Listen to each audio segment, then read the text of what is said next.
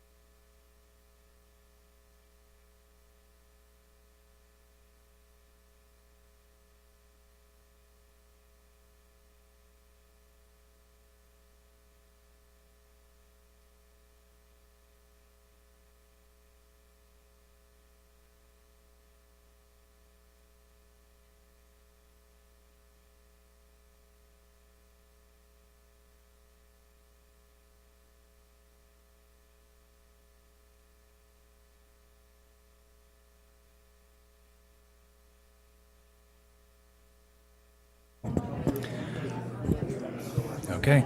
Hello, everybody. Thank you very much for your patience. We're going to call this meeting to order. Can you hear me now? Well, okay. I'm pretty sure it wasn't meant to be held this way, but we'll just go from there. Good evening, everybody. We're going to finally be calling this meeting to order. Thank you very much for your patience tonight. We just had a few things to reshuffle. I've been informed that we've been recording since 6, so that announcement is taken care of. I would like to ask the clerk to take roll.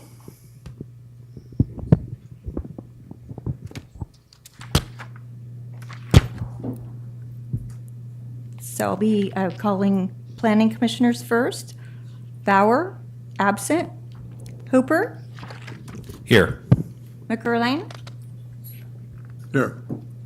Potter, Here. Rackison, Here. Wisman, absent. Cater Thompson, Here. and we have 2 absent. We have a quorum for the planning commission. And we also have the HCPC committee members. Reinhardt, Here. Ameren, Here. oh, I'm sorry, Van Ameren, Here. Perlis, Here. Pitangaro, Present. Whitley, Here. and we have a quorum of HCPC. Thank you very much. And now we're going to move into general public comment. During general public comment, the public is invited to make comments on items of public interest that are within the Planning Commission's subject matter jurisdiction and that are not listed on the current agenda. Public comments are limited to up to 3 minutes per person. Depending on the number of persons wishing to address the Planning Commission, time will be allocated in equal shares, totaling no more than 15 minutes. I'd like to open public comment and ask if any speakers have brought comment cards. Feel There free have to- not been any comment cards for general public comment. Understood. I'd like to call for any in-person public speakers. If you could go up to the mic, ma'am. I would like to reiterate, this is for public comments that do not have to do with any of the agenda items today. There will be specific portions for that.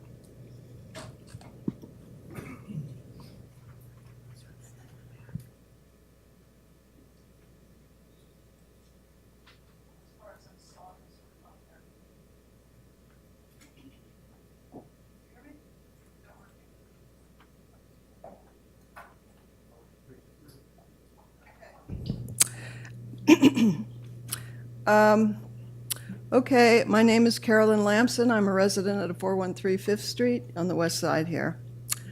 Like many residents, I am opposed to the building of the Hotel Weaver.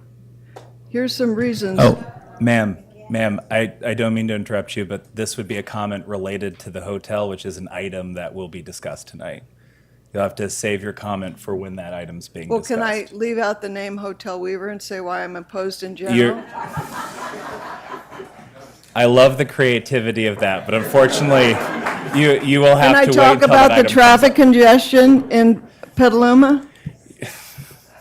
Ma'am, What unfortunately, can my, well, this is a meeting about the Hotel Weaver, is that right? well, this is several items. Are ma'am. you addressing traffic congestion? Ma'am, you have already made it clear that your comment is specific to Hotel Weaver. If you'd be willing to wait until we get to that item, we will then open up to comments Oh, for I'm you sorry. and others. Okay. Oh, yes, no, just to be clear, everyone will have their chance to make public comment Oh, on that but item. the meeting is not just for the Hotel Weaver. No. Okay, that's the thing, okay, I'm sorry. No worries, ma'am. We appreciate any and all comments, and it's good to get these clarifications out now. Were there any general public comments before we close this portion of the meeting? Okay, well, we'll close public comment. Thank you very much. And now we'll move to the approval of the minutes, of which there were no minutes to review, from what I'm told.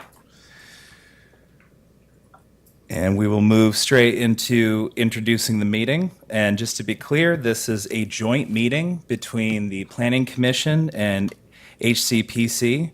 It's for the purpose, or it's for a few items, but in particular, and I'm guessing for most of the folks who are here today, is for the purpose of conducting a study session on, I'd say the long name, but what, for the most part, I think you're all here for the Hotel Weaver project and the map overlay.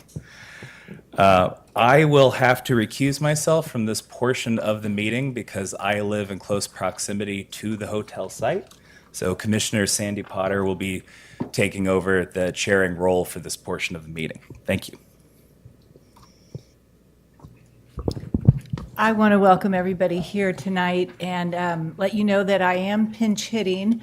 Our chair is away on vacation, and as you heard, the vice chair has a recusal for this item. So I appreciate your patience as I step into the chair role. And I also wanted to welcome all of you. So many people, it literally has been years since we've had this great attendance at a planning commission meeting.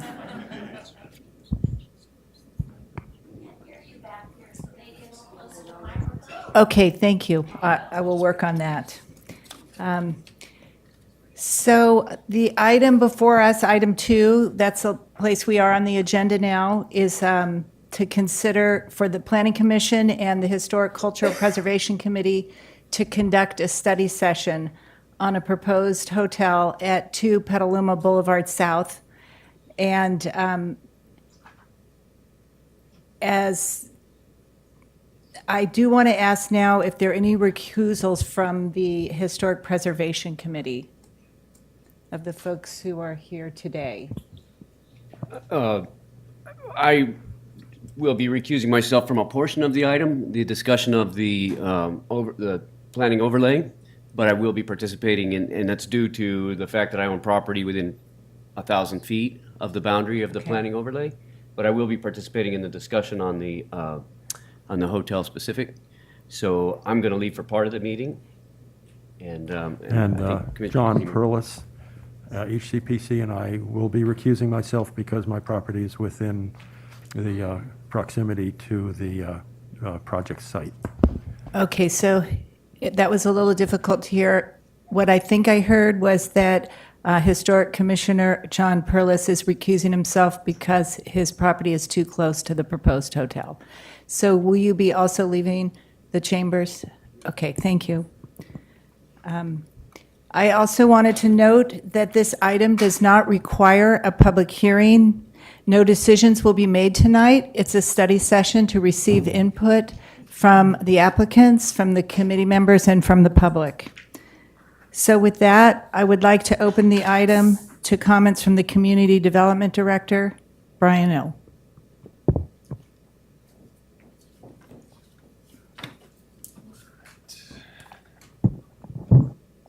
Thank you, Chair Potter, Vice Mayor Cater Thompson, members of both Planning Commission and Historic and Cultural Preservation Committee, and also members of the public. Just want to echo Chair Potter's comments just about the conversation and just the engagement that we are planning to have here. I should also note that this is one of the last few meetings for our chair, I believe, and so we couldn't quite let you leave until you had the opportunity to chair once more. And so we as a city, we're really excited to have this conversation. As Chair Potter noted, there isn't a decision that's being made today, but we hope that the decisions or the discussions that happen today, both from the community and from our commission and committee members, help inform a good project, a good process. And there's a little bit of nuance just with what's being proposed and what we'll cover today. And so our planning manager for the city, Andrew Triple, will hold the bulk of that presentation along with Isabel Castellano. But I just wanted to provide a little bit of background. As we started to embark on this, many of us are familiar with this site. And so as we started to look back at some of the history, almost to this date, oddly enough, 20 years ago, both Planning Commission, the community and ultimately the city council at that time adopted the specific plan for Central Petaluma. And so that, planning document, those policies, those goals and objectives have since carried forward in a number of ways. 10 years after that, we had, another catalyst come along, which was high quality transportation through the smart station downtown. And so quite literally 10 years after adoption of that plan, back in 2013, there was the adoption of the station area plan. Many of you were also deeply involved and engaged in that process. And here we are, another 10 years later, really building off the policies and the direction and the intent. And so really what this is today is a carryover of wanting to maintain a vibrant downtown Petaluma that not only works for people that are here to enjoy visitor serving uses, but also for the community of Petaluma. And so we're really excited to take a little bit of a deeper dive into the overlay that's being discussed. And again, this is a study session. We want to get the best and brightest comments and thoughts before we really move forward with intention with the community. And so thanks for everyone's engagement, the public comment that has come in to date, and we will continue to have a robust discussion about this project. And with that, I'll turn it over to Andrew Triple. Great. Thank you, Mr. O. And good evening, Chair. Thank you for your service this evening. Vice Mayor Cater Thompson, members of the Commission and the Committee, thank you for joining us this evening for this joint meeting. This evening's staff presentation will be led by Isabel Castellano, who is the Historic Preservation Specialist and is also a project planner on the Hotel Weaver and the Building Form Overlay projects. Also, Principal Planner Greg Powell is joining us remotely. He was unable to be here this evening, and he'll be supporting Isabel and myself during this evening's presentation and Q&A. Before embarking on the presentation, staff does request that the chair consider pausing after the staff presentation to entertain questions from the Commission and the Committee for staff before proceeding to the applicant presentation. I think the volume of information that's going to be presented this evening is quite significant. And so to the extent that we can clarify as we go along, I think it would be helpful. So what you'll hear from staff this evening will be an overview of the regulatory context as far as the planning process to date. And then the applicant team led by Barbara Maloney, with Paige, who is the planning firm consulting on the building form overlay, will provide detailed information about the proposed building form overlay. And then they'll finish up with a presentation, short presentation from the design team on the Hotel Weaver project itself. So with that, if we don't have any questions, then we'll go ahead and start the staff presentation. Yeah, please carry on. Thank you. Well, good evening, everyone, and the public audience, and the Planning Commission and the Historic Cultural Preservation Committee here today. As introduced by Andrew Triple, Greg and myself have been project managers for the building overlay and the hotel, formerly known as the Hotel Weaver. Today is a study session, as previously mentioned, and we'll go over a few portions of the project itself.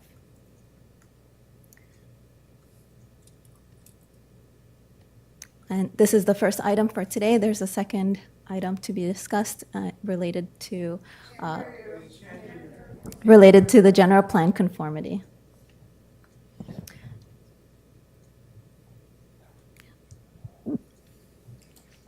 Furthermore, for today's study session, we'll cover overview of the background, including a project summary into the study session goals for today, an overview of the general plan and its alignment, and the purpose of the study session.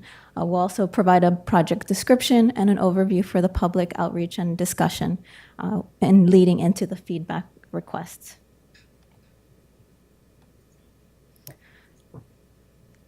As described within the staff report, this project is before us as an initial request for a historic site plan and architectural review for a design development at the location of 2 Petaluma Boulevard, and that was for a 6-story development.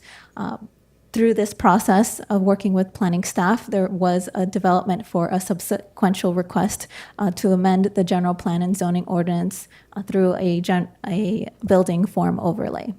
And these are the 2 items that we'll be discussing today. May I interrupt for a moment? I think that we're having problems with the volume on all the mics today in the room, and I'm wondering, Robert, if there's anything we could adjust so that it's easier to hear from the back of the room. I'll be back. I'm going to go talk to IT real quick. Okay, thank you. But in the meanwhile, if we could all make a point to speak really close into the mic, it might help. Okay.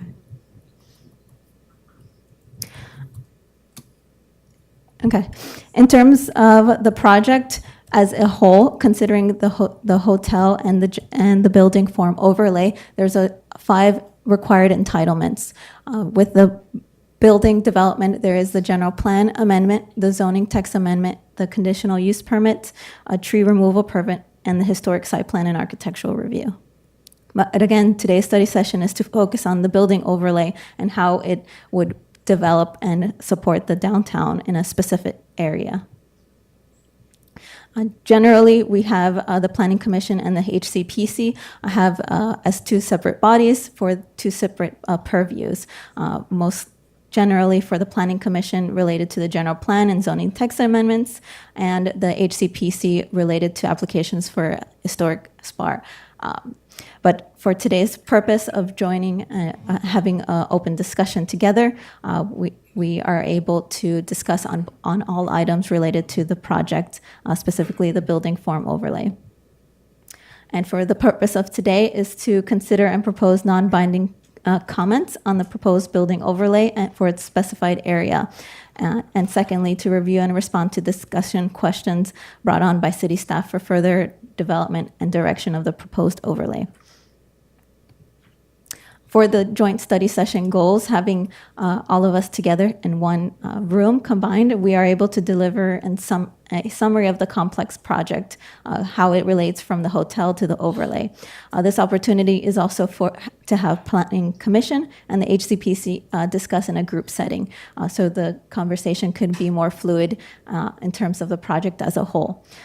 We can also share background and insight related to the regulatory context more effectively. And this opportunity as a study session focusing on the overlay also invites public participation, as we can see here today, for input on further development. And as mentioned by Andrew and Brian O. previously, a focus of the city of Petaluma and its general plan. So this is a project that really engages the development of the general plan in the downtown and how that scope and purpose aligns with our general plan. So here are 4 items as described in our staff report on the relationship with the general plan and its support through having a building form overlay. As outlined here, it outlines a vision for Petaluma in the long range. There are strategies for specific implementation of policies and programs. It also offers a basis of judging and specified development proposals, and it enhances a specified area within the community. Again, to reiterate how an overlay could benefit and support the general plan, it aligns with the key issues as established, whether it's from economic health, infill residential, mobility, public facilities, and sustainability. So there is some overlap, and there is a benefit to address how a building form overlay could expand from the general plan. There are 5, it also includes from 5 of the guiding principles, and these are addressed within our staff report. within the general plan. Again, it's really to focus on the downtown of Petaluma, on that opportunity of establishing growth and economic stability. So again, emphasizing goals within our general plan and how those policies are implemented on a project per basis. And jumping in to a project description of the overlay. To the benefit of the public, to describe what an overlay is. And it is provided within the zoning ordinance, and it applies to a general area. So it can be in a geographic location, it can be in a historic district, it can add additional regulations. And we already have that within our IZO, and examples include the floodplain overlay, parking assessment district, and the historic district overlays, which is an addition of a layer to provide design guidelines or development standards to a specific area.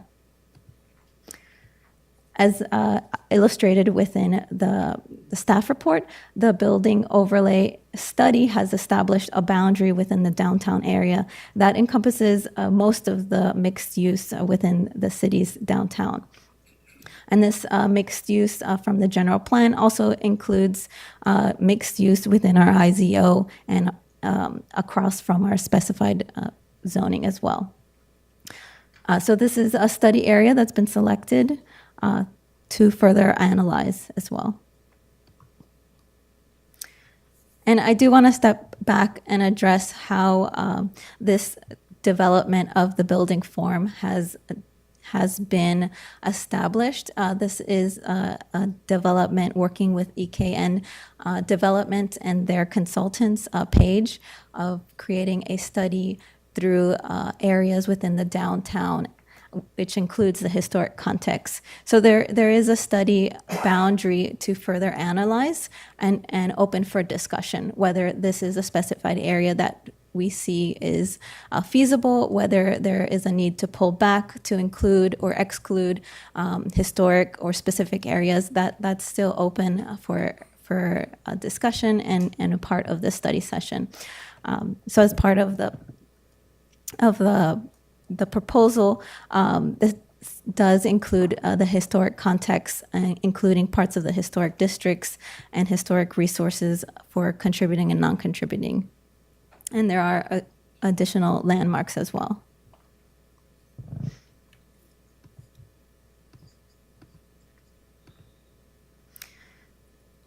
And I'll turn. She was going to say she'll turn it over to me for this next slide. So we wanted to take a moment. I think it's important to think about the role of the general plan, of course, when we look at a general plan amendment and zoning text amendment or zoning map amendment.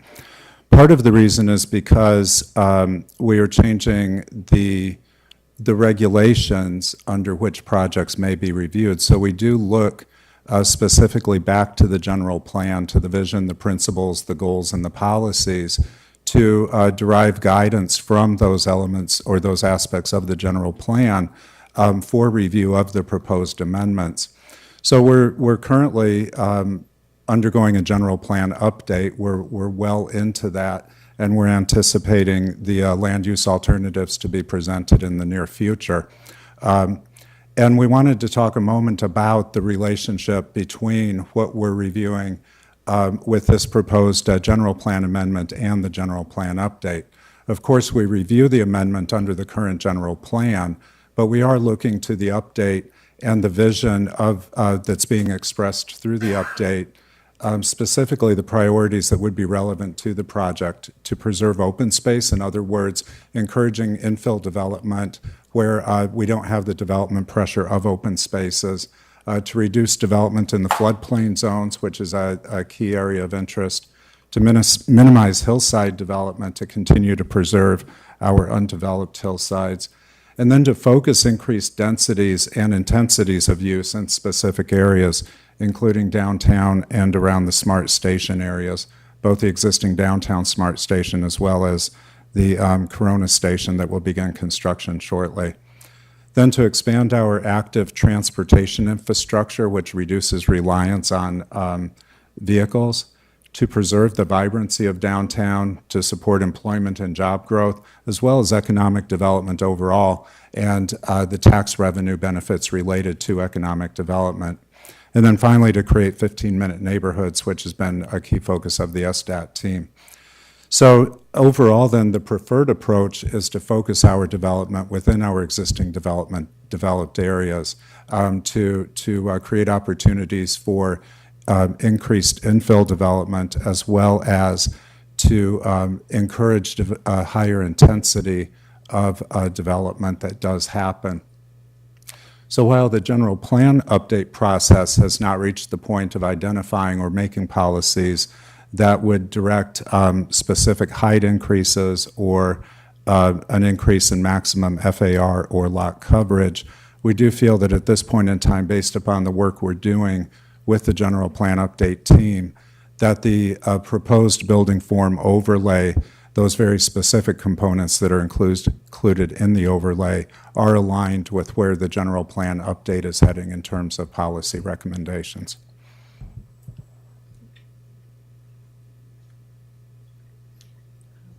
And understanding the level of study taken for the building overlay, considering the general plan, EKN Developments has hired several consultants to develop their documentation and application, working closely with Page Consultants and Diana Painter for their historic resources.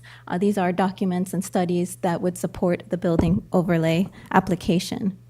So these are supporting developments that are to be reviewed and developed further from today's study session. And as part of the building form overlay, there are design opportunities outlined within the report, design opportunities that include site and building, massing and scale, heights and setbacks, and building setbacks as well.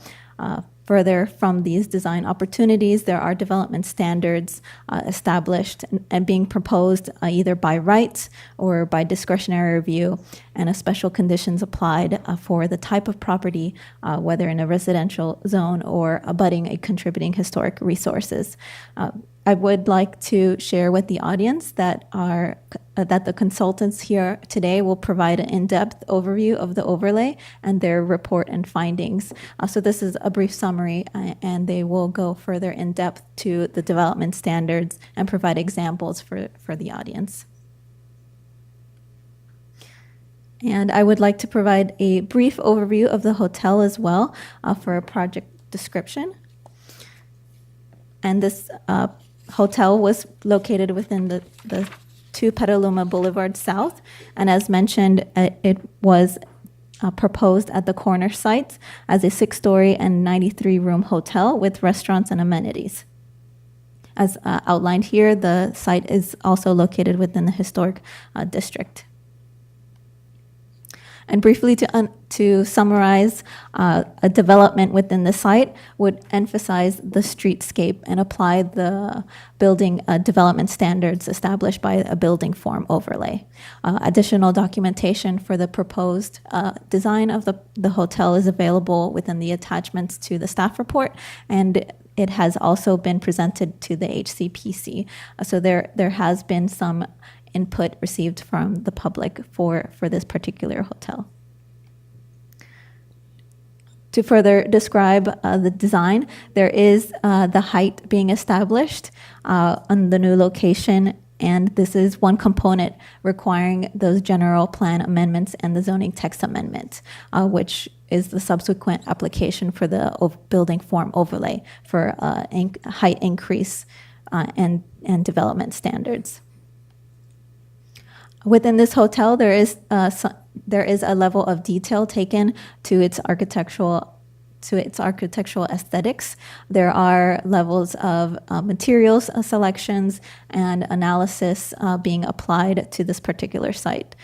And further information is available from our HCPC study session. So as part of this project, staff asked the applicant team to develop an economic impact analysis looking at the short-term and long-term impacts of the project.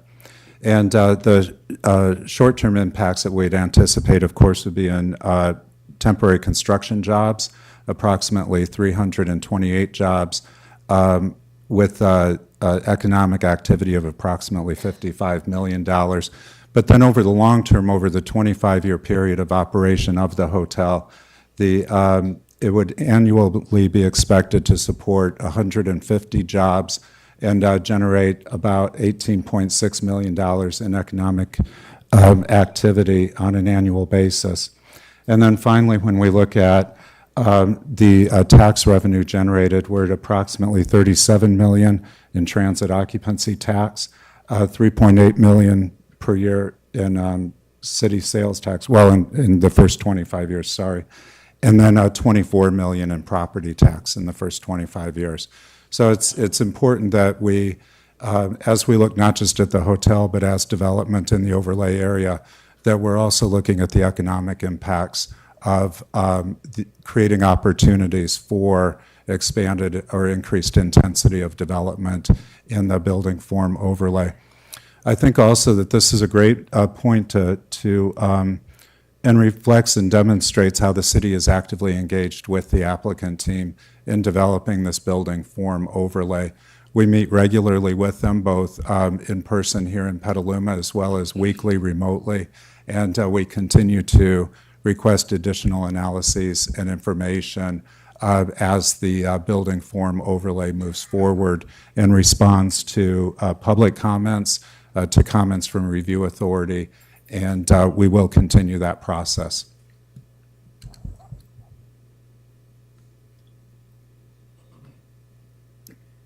I'd also like to provide a brief overview of the environmental review. In terms of today's meeting, this is a discussion item, therefore there's no findings related to CEQA. Furthermore, for the hotel and overlay, yes, there are discretionary entitlements which would be subject to CEQA. So that is forthcoming and anticipated through the development of the building form overlay and the hotel. We understand there is a level of assessment and analysis required for the project site related and the larger specified area for the downtown, as it focus is on increasing density as well. So just to summarize for today's study session, a discussion, and there is understanding for the discretionary entitlements of the environmental review that's necessary.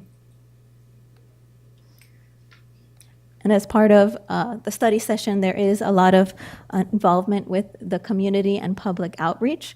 So far, the applicants has provided 4 community meetings within the past year and a half, working on the development through and providing the aesthetics and how the site is related to the hotel. So they have provided a summary of each community meeting, and that's available through the staff report in attachment G.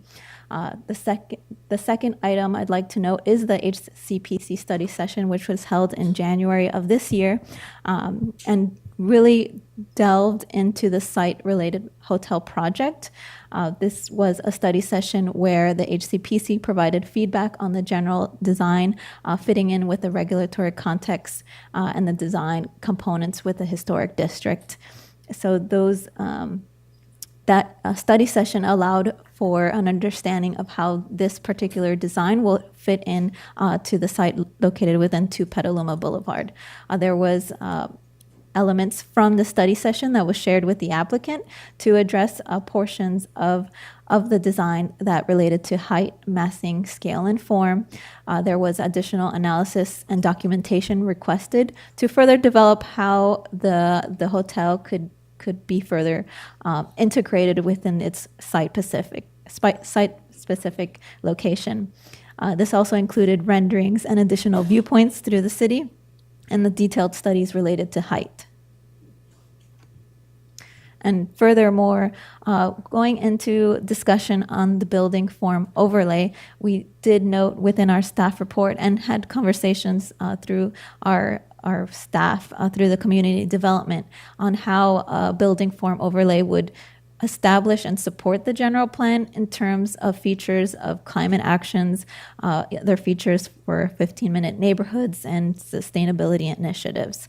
So a couple of items that do overlay for higher density and just the opportunities of activating sites. We do see the overlap for this overlay on the climate actions, removing parking minimums, or really providing active transportation within the downtown area. That seems to reiterate what we understand for sustainability and increasing density within the downtown area.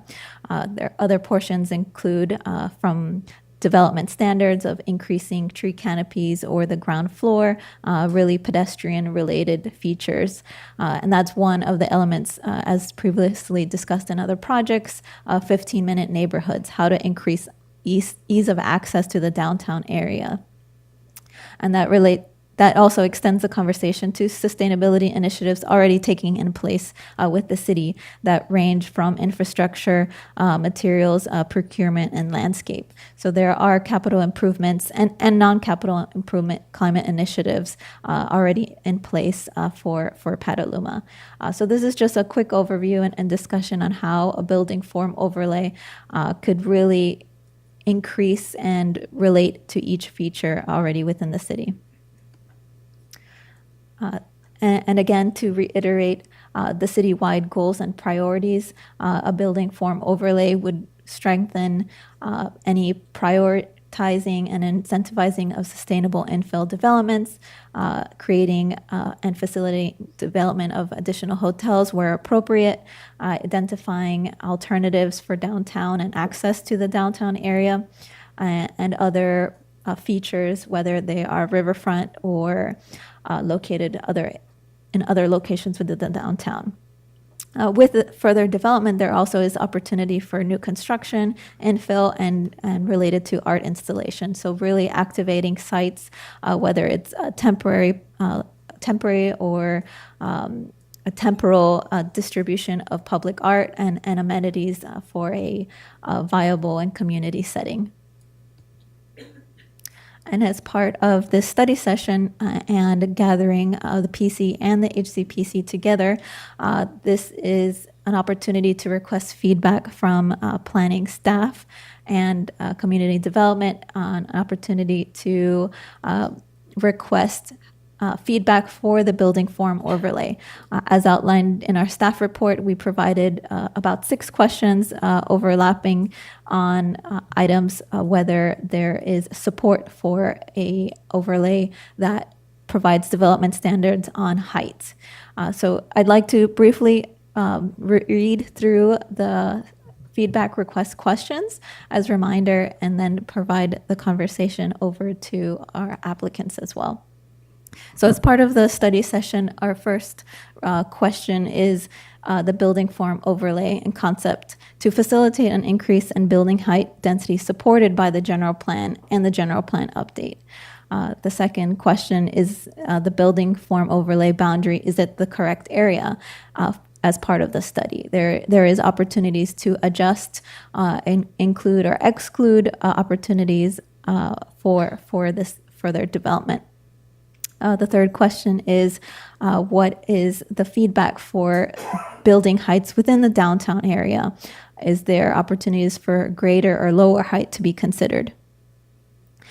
With that, in terms of the development standards, how will the massing controls be appropriate with the development standards, using step backs, setbacks as well, and any datums to adjust from contributing and abutting historic resources.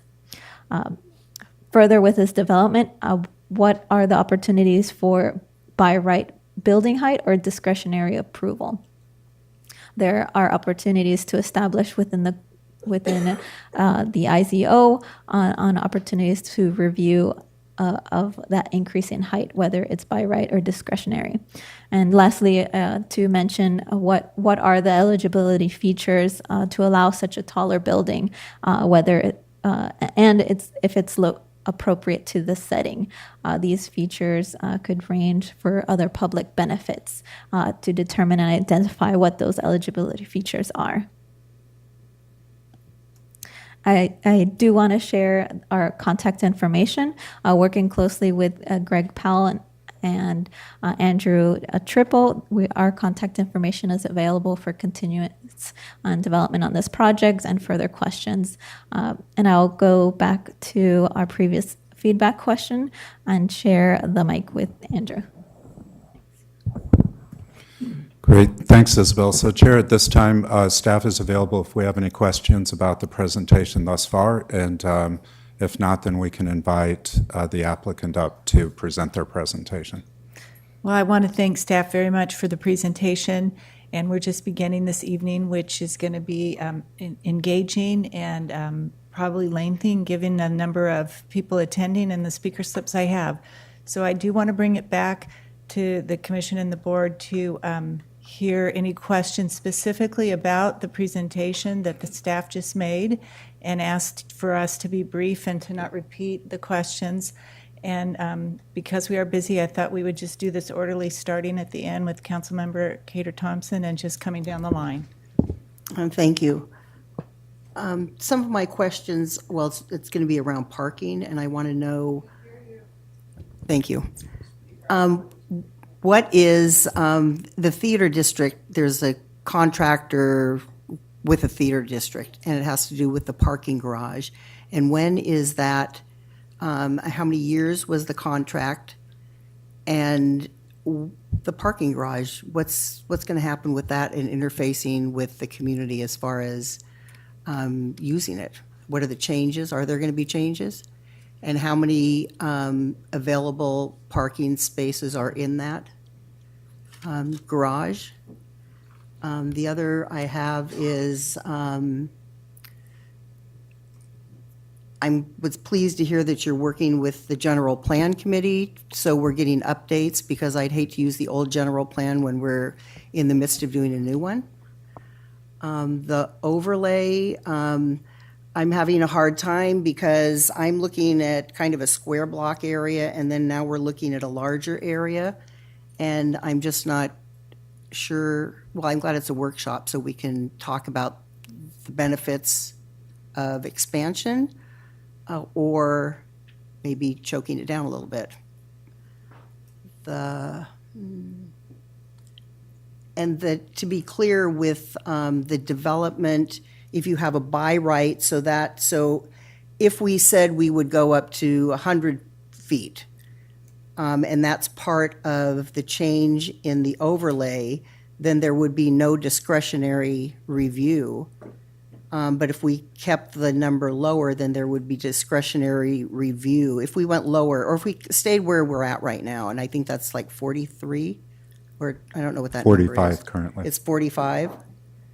What would it look like if we stuck with the 45 but had discretionary review for certain areas, and maybe looking at just when we get to height, talk about areas that it would be appropriate and where it wouldn't, and then look at feathering down as you get closer to neighborhoods. And I'm going to end there, and I'll probably come back with some more questions or comments. Yeah, thank you, staff, for the presentation. I don't know that I saw it in the materials, but obviously we talked about there was a discussion about certain of the goals for the general plan that are. Yeah. There are certain of the goals in the general plan that you're finding are consistent with the project. Whether there are goals where they're not consistent, right? Have we looked at those and balanced that out to see whether or not any of the inconsistencies are outweighed by the consistencies? Obviously, we talked about where we are consistent. So I think that's important to bring up and to make sure everyone is looking at that. This was mentioned in the our study session in January, talking about traffic analysis and maybe a shared parking analysis, and what that would look like for the project, and how it would impact this overlay area, and how the overlay area would impact traffic and parking if it was implemented. I think those are the only comments I had for the time being. Thanks. Thank you. And Commissioner Rexon? Perfect. And I know we're going to have a presentation by the applicant on this zoning overlay. So if I bring up something that's more appropriate for them, feel free to, I can bring that up again when they come up. But just questions for staff. Are there other historic districts in Petaluma with this type of zoning overlay in place? Something that changes something pretty fundamental like height, or does that already exist in any of our historic districts, or would this be a first in that regard? I'll let Isabel answer that, but I believe she's going to say that this would be the first. That's correct, and I was waiting to see if we'd answer all questions at the end. But yes, historic districts. This building overlay would be the first to apply, but it's not to remove the building or the design guidelines already in place for the historic districts. It's mere to apply and be applicable to infill developments. Specifically within the historic commercial district, in our design guidelines, there is a section for infill development. So this building form overlay could prescribe a higher level of design review for those specific areas. So this would be additive in terms of standards, not Correct. excluding. Terrific. And then is it fair to characterize, though, that this overlay, if it is a first, and it sounds like this is the case, but was instigated by the consultant working with the developer for this kind of, is this something the city had already been working on, or did the project team applying bring this forward, this overlay concept?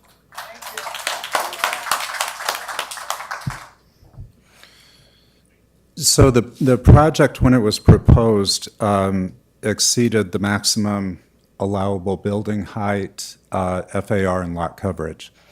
And we have two options at that point. One option is for the applicant to seek a variance to allow for a project, a specific project, to vary from those development standards, or to propose a zoning amendment to change the development standards. So I think if we look back to last fall in November of 2022 with the Hampton Inn Hotel expansion, over off of Lakeville Street, that was a similar case where the expansion would have required additional parking spaces, and the project didn't qualify for a variance. And so we informed the applicant that they could propose and request a zoning amendment in order to create a discretionary tool to allow for reductions in parking. And so they did that, and we reviewed that jointly at our last joint meeting of Planning Commission and HCPC Committee. And that zoning text amendment was then applied citywide. So it was a discretionary parking tool made available citywide. There is no moratorium on development during the general plan update. And so we are required, if an application is submitted for a zoning amendment or a general plan amendment, we are required to review that application. So in that sense, then the applicants have the right to submit the general plan amendment and zoning text amendment applications that have been submitted. Let me pause there, and I think you want to ask a subsequent question. I have I have a subsequent question from the staff report. It seemed kind of intimated that there was another option, not necessarily a variance, but a pathway for an exception to be made for on a project level. Was I understanding that correctly from the documentation, that there was a weighing of options, whether we do this on this zoning overlay basis or develop an exception process for this one project, and it was decided the zoning overlay would be superior. Was I understanding that right?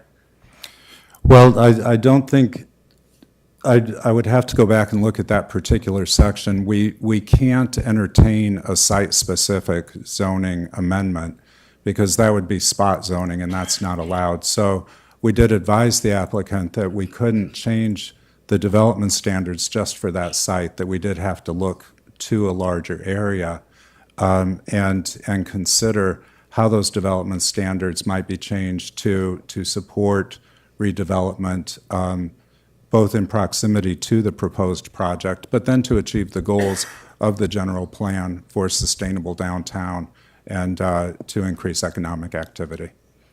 Okay.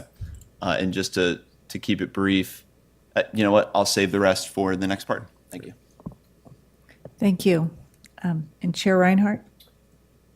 Thank you, Chair Potter. Again, at the advice of the city attorney's office, I'm keeping my comments, my questions specific to the hotel site and not to the overlay. But I do have two questions for staff. One might be better for the applicant, so you can defer that. But first one is, how will this project contribute to the parking assessment district, to either financially or to future expansion?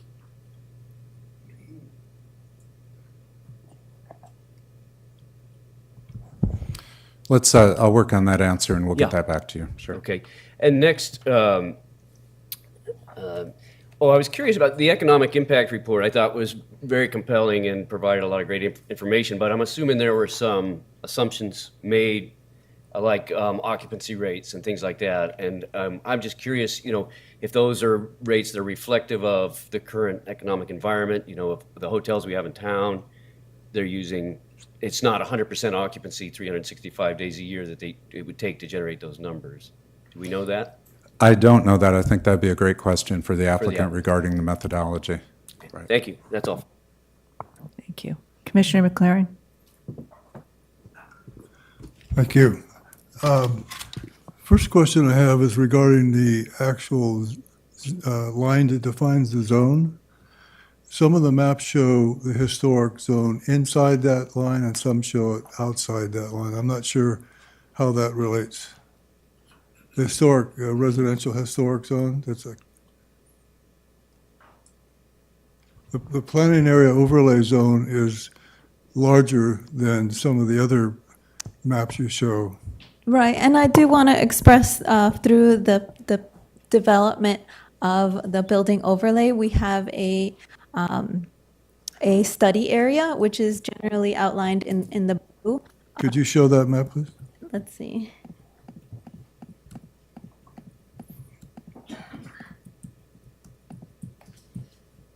And I'll screen share.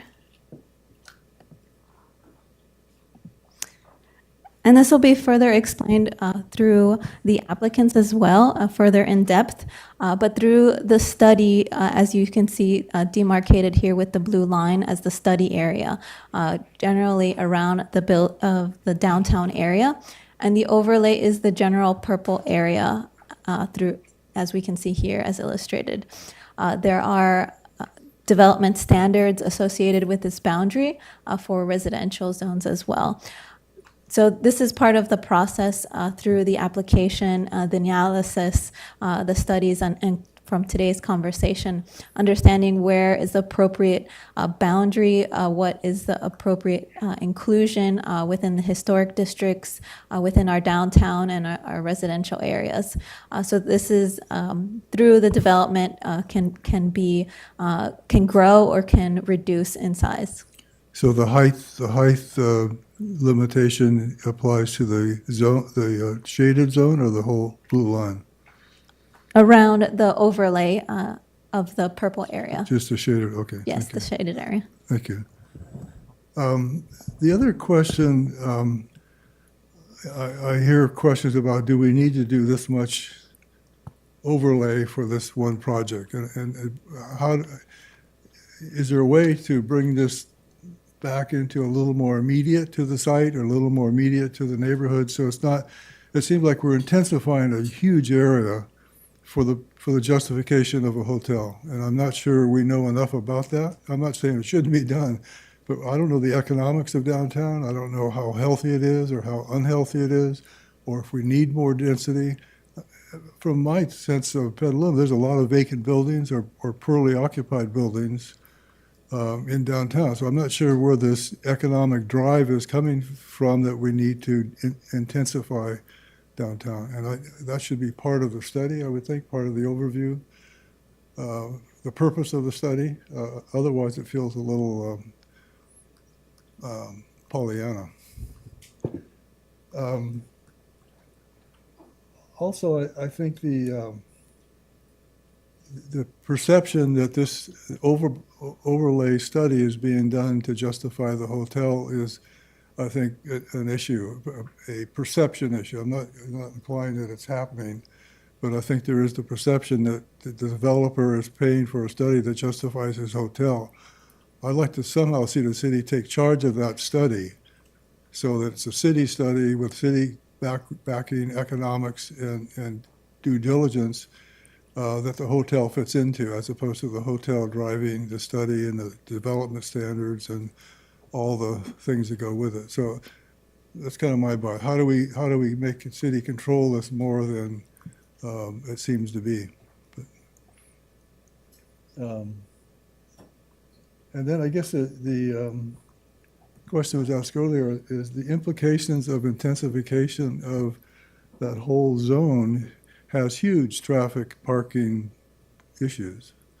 And I don't know what they are. And so far that hasn't been looked at the study or illustrated or identified. So I think that, what are the forces that this type of redevelopment will generate, and we need to know what they are. Thank you. Thank you. Committee Member Van Armeren? Thank you.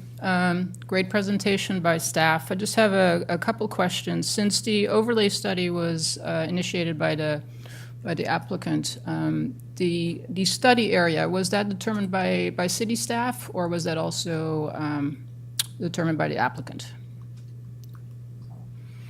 It was in combination. We looked at other planning districts and downtown area boundaries of other plans and overlays and such. Then did visual analysis, and we wanted to. I would say that we cast a broader net rather than a narrower one, because we anticipated study sessions and other review processes to be able to sort of evaluate the appropriateness of the boundary and to reduce that boundary or modify it based upon the community preferences and as well as the review authorities, what they feel is appropriate. Okay, great. Thanks. That's all I have. Thank you. And Committee Member Whitley? Yeah, so looking at this overlay study, one of the things that I'm seeing a lot of work done developing economic review of economic benefits that come out of this, not just the proposed hotel, but the proposed overlay study in general. And I'm not seeing any evidence that there's really looking at the adverse impacts on the historic district, particularly the height issues. Raising the height of buildings within the downtown. It's not just a uniform district. There's the historic district itself has National Register eligibility. And raising the heights of buildings that are in that district or around it will have adverse impacts or adverse effects on that district itself. And I don't see any evaluation of those adverse impacts. I know those kinds of things will come through CEQA review and other, maybe in discussion of the applicant's presentation, but I'd like to see our staff do a review of what those adverse impacts are going to be, not just visibility, but also parking and traffic changes and economic value to the historic district. I think creating a large overlay like this and raising the height minimums or the by right and the discretionary review heights and in general is setting a bad precedent for future projects that come down the road. They can look back at this study and say, well, we're within that district, so we should automatically get this height variance. And I think that's going to set up a situation where there are not just the hotel under review currently, but other future projects that are going to have both visual and economic adverse impacts on the historic district. And I think that our main goal in keeping the historic character of Petaluma is going to be adversely affected by that. And I think we need to look at that in greater depth before approving this kind of overlay. Those are my comments. Thanks. Thank you. And I just want to recap that I understand from staff that the applicant has retained a historic resource consultant and perhaps have undertaken other special studies that we will hear about next in the applicant's report. But also to remind folks that we're early in this planning phase. We're opening this conversation as a study session, and as this project, if it does move forward, will be subject to the California Environmental Quality Act, and some type of document under CEQA will be provided that will take a deep dive into the impacts around parking, visual impacts, historic resources, et cetera. So I just wanted to set that stage for where we are in our process tonight. And my only question is if I could ask staff to give maybe a really high-level, quick synopsis. And I know we don't all have crystal balls, but where do you think this project and this review is going to fit in time-wise with our general plan update? Because I think it's a really critical question about why we take up this question of the overlay at this moment. Great, thank you, Chair. And for both your question, but then also your comments related to where we're at in the project review. If I may, I'd like to go back and start with the questions that were initially asked and then follow up with your question. Vice Mayor Cater Thompson had asked about the Theater District parking garage and the contract related to that. We'll have to do additional research and pull that contract to look at it. Okay, that would be great. And how about the one for the A Street parking? Right. Whatever that contract is? Right. We do have that as a task item to review all of those because we do understand that there are various arrangements throughout the area. With regard to general plan update, I believe that was a comment that that question you feel has been answered at least sufficiently for now.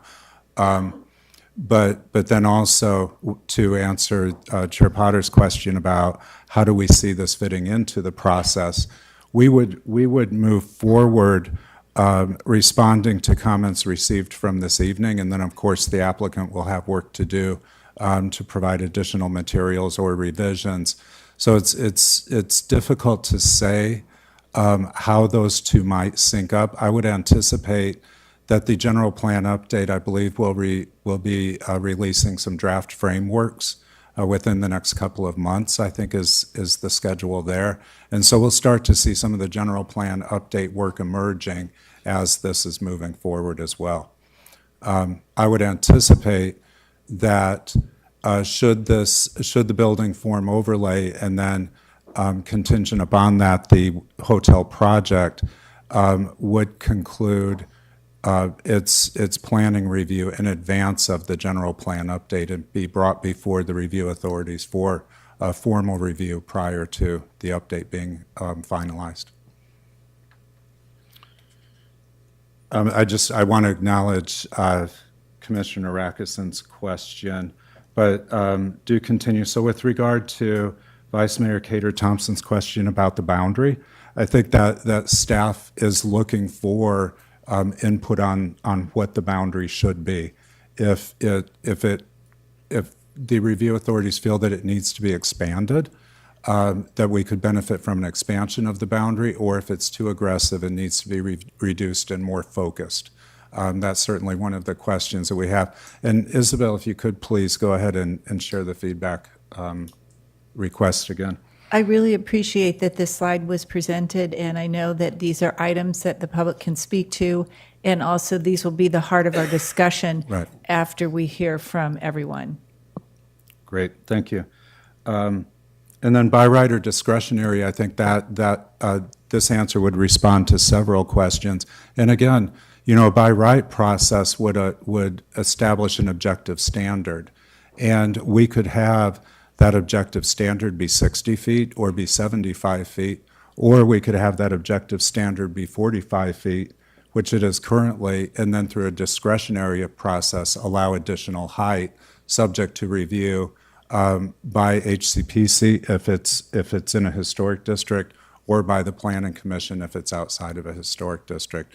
So I think again that's a question is if we feel that the concept of the overlay does implement the general plan, either the current general plan or the general plan that's being developed through the update process, and move forward, then one of the questions would be how do we deliver those standards, and through discretion or through a by right objective standards. I appreciate Committee Member Pingaro's question about while we look for consistency with general plan goals and policies, are there goals and policies where the project would not be consistent? And we'll do that additional analysis and include that in future presentations. And then the outstanding question of the traffic and shared parking analyses is a question that was put on hold while the building form overlay was developed in concept. And then Chair Reinhardt had a question about how does it contribute to the parking assessment district. And about 2/3 of the project site is included in the parking assessment district. And there's no monetary contribution to the district. It just results in, if you're within the district, then there's a reduced parking requirement. I believe, in fact, that the projects located within the parking assessment district do not need to provide on-site parking. So that's how that district is applied through that district overlay. And I think we've got the question about, for the applicant, about reviewing the methodology for the economic impact assessment. And we've talked about how the overlay was developed, and there will be more details on that in the applicant presentation. And then finally, for Committee Member Whitley, the adverse impacts of building height or historic district. Again, that would be analysis that we would do based upon comments received this evening that would indicate to us if more detailed work on the overlay should be pursued.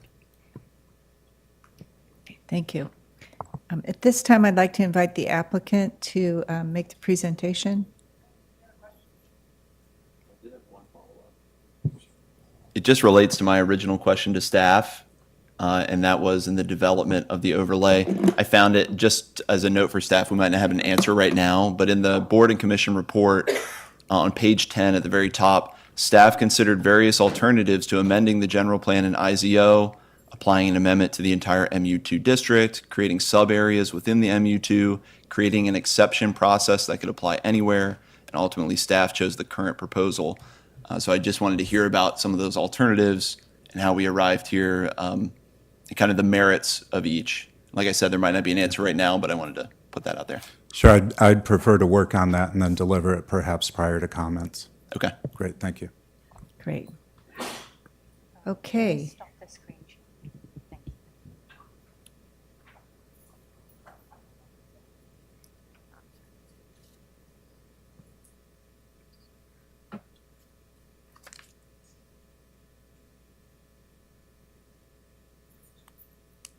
I have to come with an IT consultant because otherwise it would not happen. Great, thanks. Down arrow.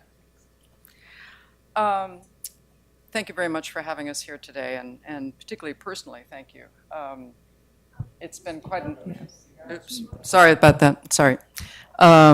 It's been it's been actually a delight to spend time in Petaluma and have a chance to explore further the downtown area, which I've certainly passed through over the years many times, going out to the west or the north or the east, but hadn't had as much time to linger downtown as I have in the last couple of months. So that's really been delightful, and it's been nice to see the city and how it's flourishing these days.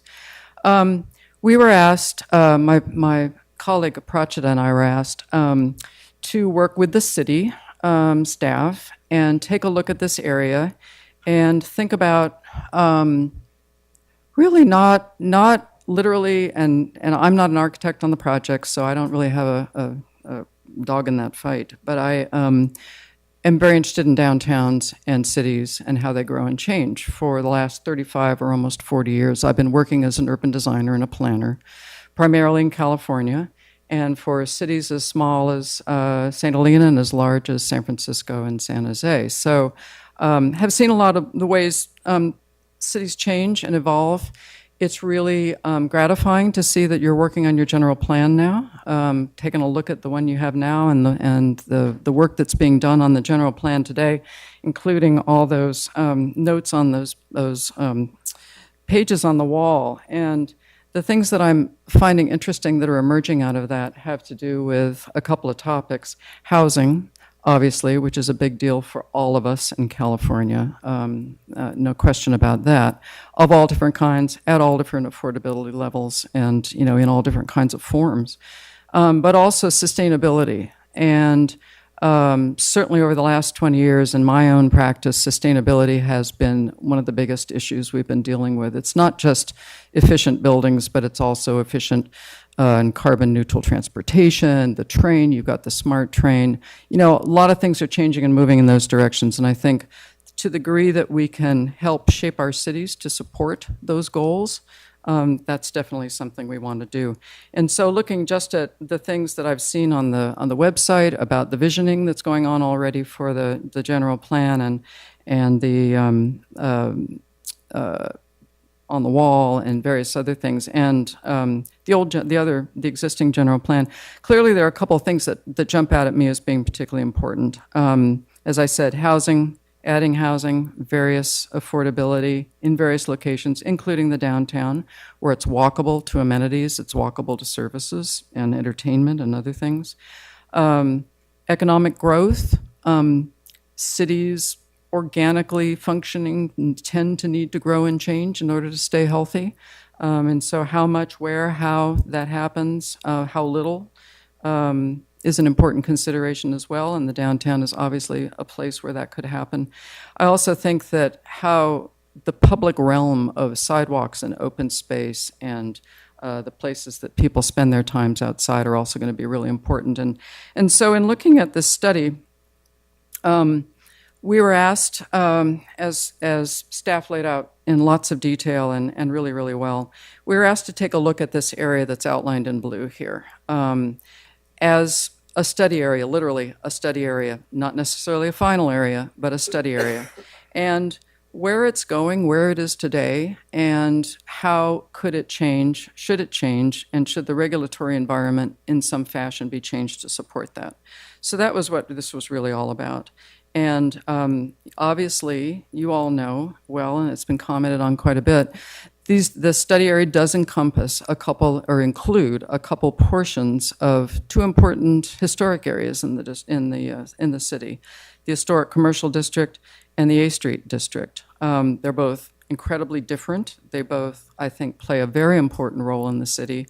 And just from my own experience in the city, as I've come through it at various times, it seems to me that particularly the historic commercial district represents the most impressive collection in one place of historic buildings of various eras that I can remember seeing anywhere in Northern California. I mean, it's really stunning. And so, and the A Street district being completely different are wonderful examples of Victorians and many other era of single-family and multifamily buildings down there. So, it's I guess I would just reiterate that it's a sensitive environment, but an environment that should be looked at and can be looked at for whether it could change and how that change might be accomplished. Again, as I was saying, those two districts Really stunning examples of architecture, just really, and the compactness of them and how they are all walkable and can be seen together is particularly impressive. But as we walked around downtown and spent quite a lot of time walking in downtown with staff, talking about what's happening downtown, where the activity is, what some of the issues are, we really saw two kind of very different downtowns defined by this study area. On the one hand, sort of in that second column there in the imagery, some really active storefronts, some buildings that are active and vital, restaurants and all kinds of activities, stores, people walking up and down some streets, very active, sitting on the streets, having their coffee or eating their lunch. Lots of stuff going on in some very attractive, really nice areas. On the other hand, in a number of areas within the study area, there are vacant lots. There are abandoned or closed properties that are not currently being used. There are sites that are dominated by surface parking, which is not pedestrian friendly. And so there are certainly opportunities within the study area for change. And that change doesn't necessarily, we come into this a little bit agnostic about what that change should be, because it may not want to be the same throughout the area. But we need to look individually at different areas and kind of see what's really warranted there. But there's certainly the opportunity for change. So the question is, if there's going to be change in the future, what should it or could it look like? One of the interesting considerations of some work that was done looking at building heights these days in the downtown along Petaluma Boulevard. The areas identified in red there is looking west at Petaluma Boulevard and looking at the buildings that are currently on Petaluma Boulevard, including a number of the historic buildings. Many of them are in the 40, 50, 60-foot range of height already. So many of the historic buildings that you have in Petaluma are actually quite large and quite tall and wonderfully imposing because of that. But they are, it's surprising actually how many taller buildings there are along that corridor.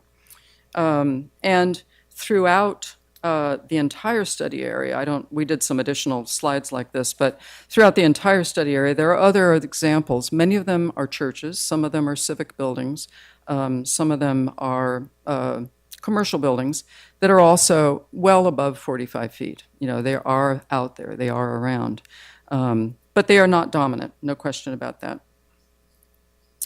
So the regulatory context, as has been talked about, it is an MU2 zoning district, which has a set of standards that apply to it, one size fits all, essentially. And it talks about a 45-foot height limit, floor area, and 80% of lot coverage. Pretty standard definition for low to semi-medium density development. Within that study area, obviously, there are also those lighter blue colors are some of the civic and cultural facilities, as I said, churches, museums, a few other uses that are in there, many of which are actually on the tall side. But the rest of it is generally, in these lower densities and lower uses, and again, a fair number of vacant or underutilized sites. Now, I think it's important. One of the goals of the last general plan and the current general plan discussions certainly are around economic development, and I think to some degree, cities are like some organisms. They need to keep moving, they need to keep changing, they need to keep evolving over time. And we just want to make sure those are happening in directions and in ways that continue to improve the environment and the civic life and the character for everybody who visits us, but also obviously everyone who lives here. So, where do we go from here? What are the options for how to deal? Oops, backwards. I think one of the things to consider in this is development feasibility. One of the reasons one could speculate why there are as many vacant or underutilized properties or vacant properties within the study area is the economics certainly just aren't there to financially successfully redevelop those properties. Now, that could have to do with the allowable height in the zoning. It might not. But these are some examples of the kinds of development, particularly for housing, that are occurring throughout the Bay Area, certainly in Northern California, really throughout the country in a lot of ways. They tend to be more mixed use than they are. Housing in particular tends to be developed with much higher level of amenities than we used to experience whenever we looked at an apartment or a townhouse or anything else. And they tend to be looked at as resources for a community, for street activity, for amenities, ground floor uses that can add vitality and activity to a city and things like that. So, there is a tension, I think, that needs to be thought about between the development that's allowed in an area by virtue of its zoning, and the feasibility that creates, or lack of feasibility that creates for change and for the development of some of the kinds of uses that I think the city certainly wants to have and needs to have, like additional housing of all different forms and types. So yes, as part of the process, the initial idea, the initial layout for the overlay zone does generally conform to the study area, but as there have been a number of questions, that's not necessarily fixed. But for sort of simplicity as much as anything else, we kept it that way. Now, you'll notice that on the south side of the study area there, we took out some blocks. Those areas are in the A Street Historic District, and they are they're not entirely, there's some civic facilities in there, but they're mostly residential projects. And we wanted to be careful about any potential impacts on those, particularly height and visual impacts on existing housing. And so that is why that area is cut out of that. Again, that's a first pass at an alignment down there, and in and out kind of decisions down there, and those could certainly change as well. So, without going into a ton of detail, there's a little bit of text over there. The second column on this page shows the MU2 existing standards. And essentially, the MU2 existing zoning designation supports the kind of development that's out there today. It is when you think about Petaluma Boulevard, for instance, particularly as you come in from Washington, you have a continuous wall of buildings that come along, a continuous wall of retail and storefronts and various other things, which creates a nice active environment.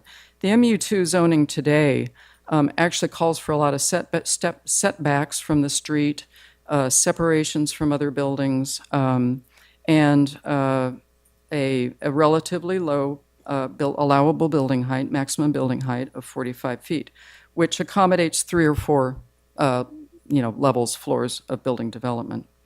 In thinking about how that overlay could be modified, we thought first about Petaluma Boulevard and the sort of urban character of Petaluma Boulevard and some of the other streets in the historic districts in particular, where you have that continuous street wall and you have that continuous ground level restaurants, active areas, things to do, retail, and so on. And so proposed standards there where you could build to the full extent of a lot, not have to set back on the sides or on the back, some of those things. And of course, as the center column shows down on the bottom there, showing 5 stories, 5 floors of development there, which would correspond to about 60 feet of allowable building height. So, and admittedly, a lot of the buildings that are not in the historic districts, not on Petaluma Boulevard, are more in the 2-story, probably average height. So it would be increasing that. Now, when you look at so that would be the allowable. The way it's set up right now, that would be the allowable development standards by right. When you go to the column on the right, there could be a discretionary overlay element as well, which would be if you accomplish a number of other benefits, potentially 3 of 5 benefits as it's shown right here, you could get some additional height. But in order to do that, you'd have to have setbacks on upper levels.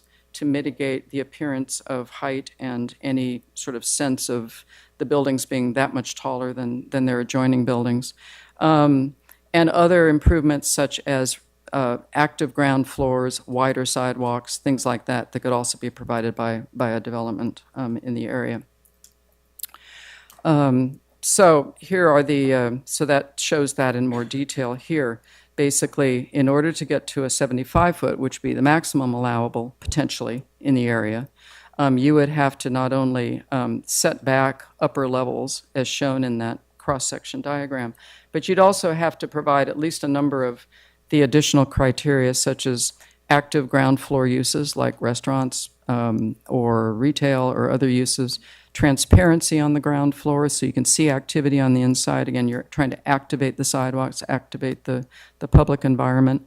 Publicly accessible private spaces, that could be plaza space, it could be a rooftop, accessible rooftop, looking over the river, those kinds of things.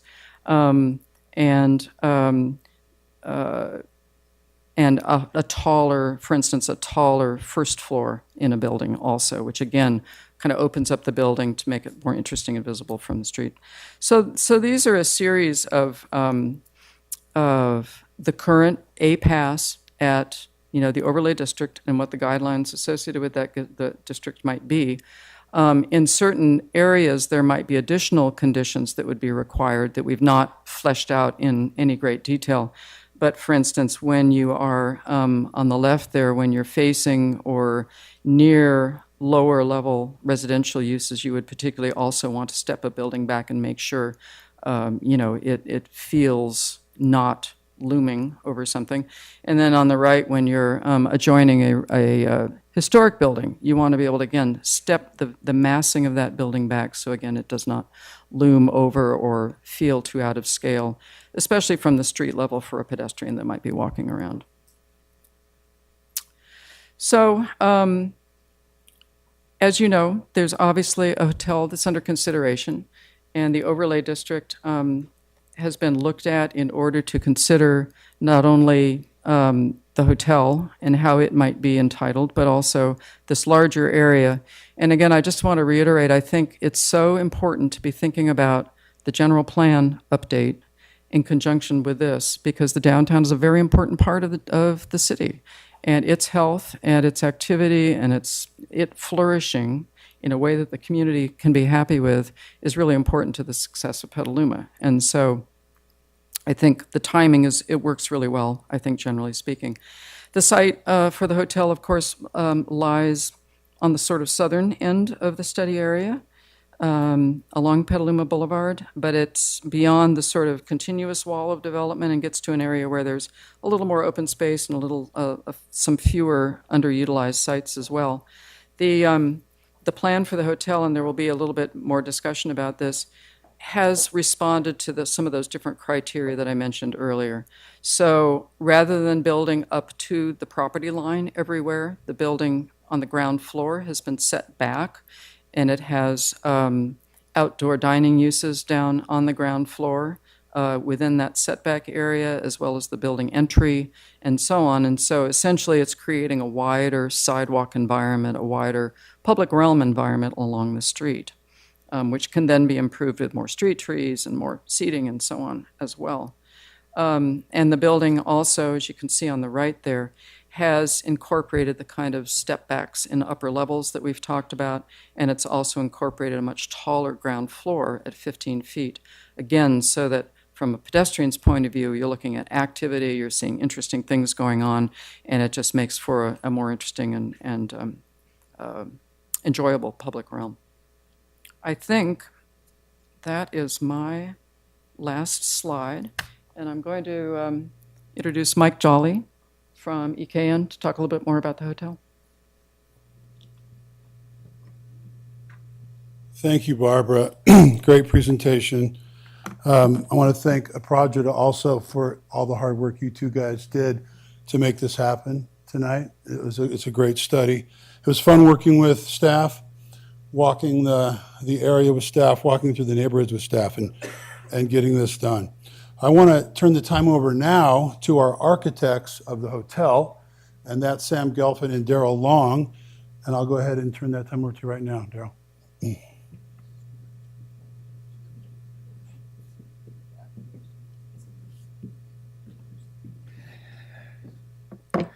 Thank you. I'm Daryl Long. I'm from the Page Group, and I don't want to take a lot of your time. We've been here a long time, and we've got a couple of slides to show. And we want to kind of focus on where the staff report left off. We did make some modifications, and I would call it more evolution. And if we look at the building from the staff report, it is important to us to look at the future. When we design anything, you see the contemporary, but if you also look outside, you see an absolutely beautiful past. And people like me and people in my industry, we look at the word decorative and we think it's kind of a bad word. But again, if you look outside, there's some beautiful decorations on the building. The buildings are absolutely fantastic. And I think that as we evolve the building, which we're going to show you, we very much highlighted on some of those decorative aspects of Victorian architecture and the neighborhood. And we started looking at the proportions of the downtown buildings and say, how can we take those ideas and place them into the building? And what we did, we started looking at, you see the rendering here, we started focusing on the materiality of the building, one. Then we started looking at the idea of something as simple as the balconies and going towards a motif that had a contemporary look to it, but still has a wrought iron effect, which it is wrought iron. But it also adds a lightness and airiness to the building and gives it a bit of warmth that a just plate glass doesn't. We also looked at the canopy that was something more again, decorative in nature, and it was important to give the hotel an arrival experience that wasn't just, a flat block building that I think the perception of it might have been. So as we also looked at the material, which Sam is going to go over, the building has a lot of movement to it, has a lot of really beautiful materials.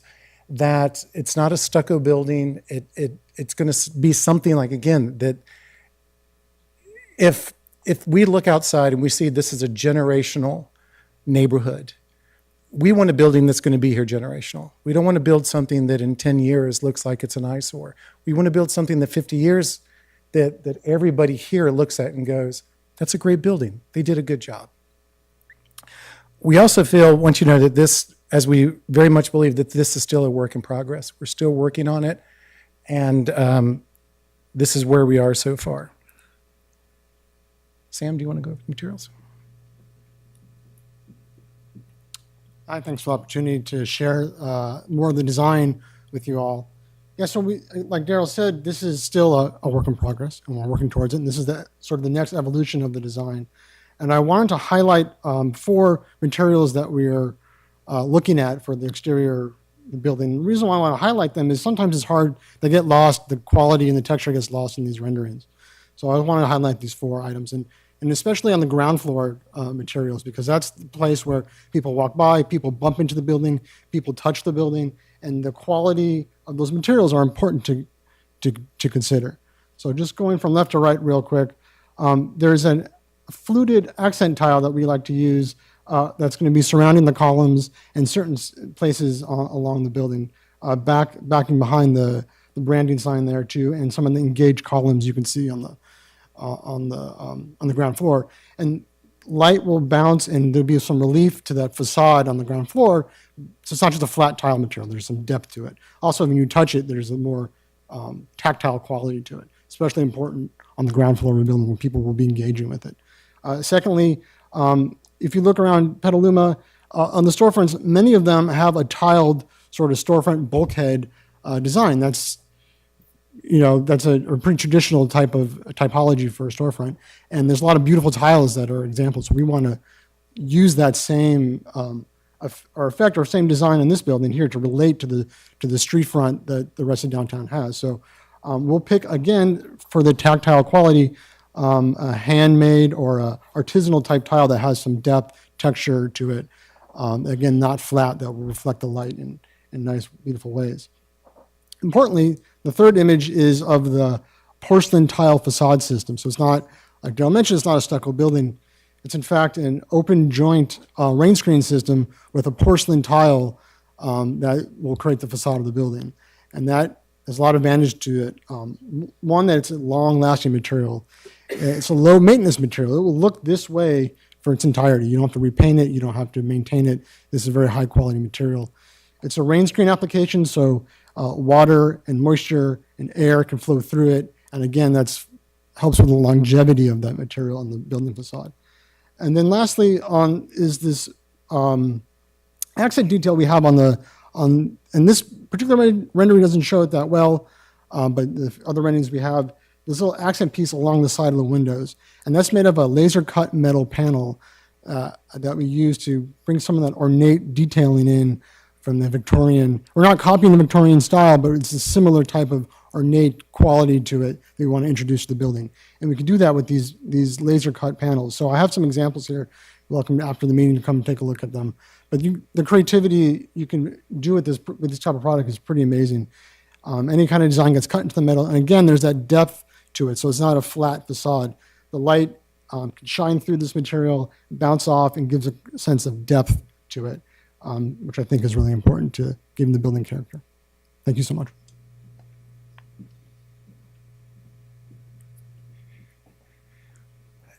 And to work with what Sam was just talking about as well,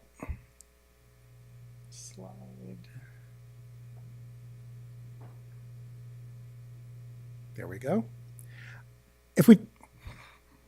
There we weren't. Okay.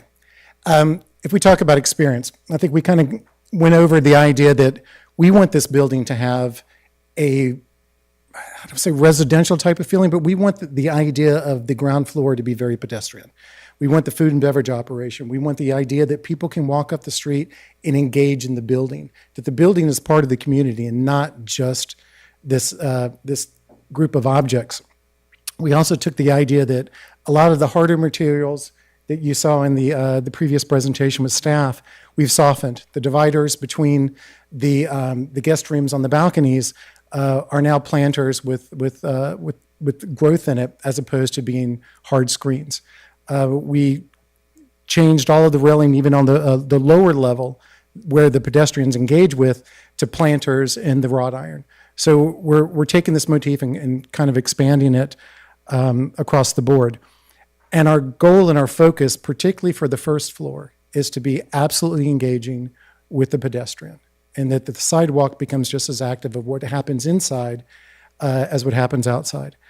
And we want the guests to almost feel like the building isn't alive unless somebody is engaging with it, that it's just not a piece of architecture, that it's actually, like I said, a piece of the community. That's it. Thank you. Does that conclude the applicant's presentation? Okay, thank you so much, everyone who participated. And we have an opportunity briefly to bring it back for questions that we might have for the applicant before we go to the very patient public comments. So I'm going to go in the reverse order and ask Commissioner Whiteley if you have any comments. No, I have no comments for the applicant. Okay, if we could just continue around the room.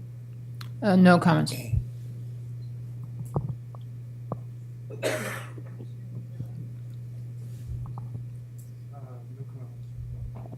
No questions from me. No comments. And just so I'm clear, is this about the zoning overlay, the building, all of it? It's just any questions you might have based on the applicant's presentation that are needing clarification before we go to public comment. So maybe open-ended questions that rely on their past experience, maybe that would be reserved until after public comment. Is that more appropriate? I think so, yes. Okay. Then no comments at this time. Thanks. Okay.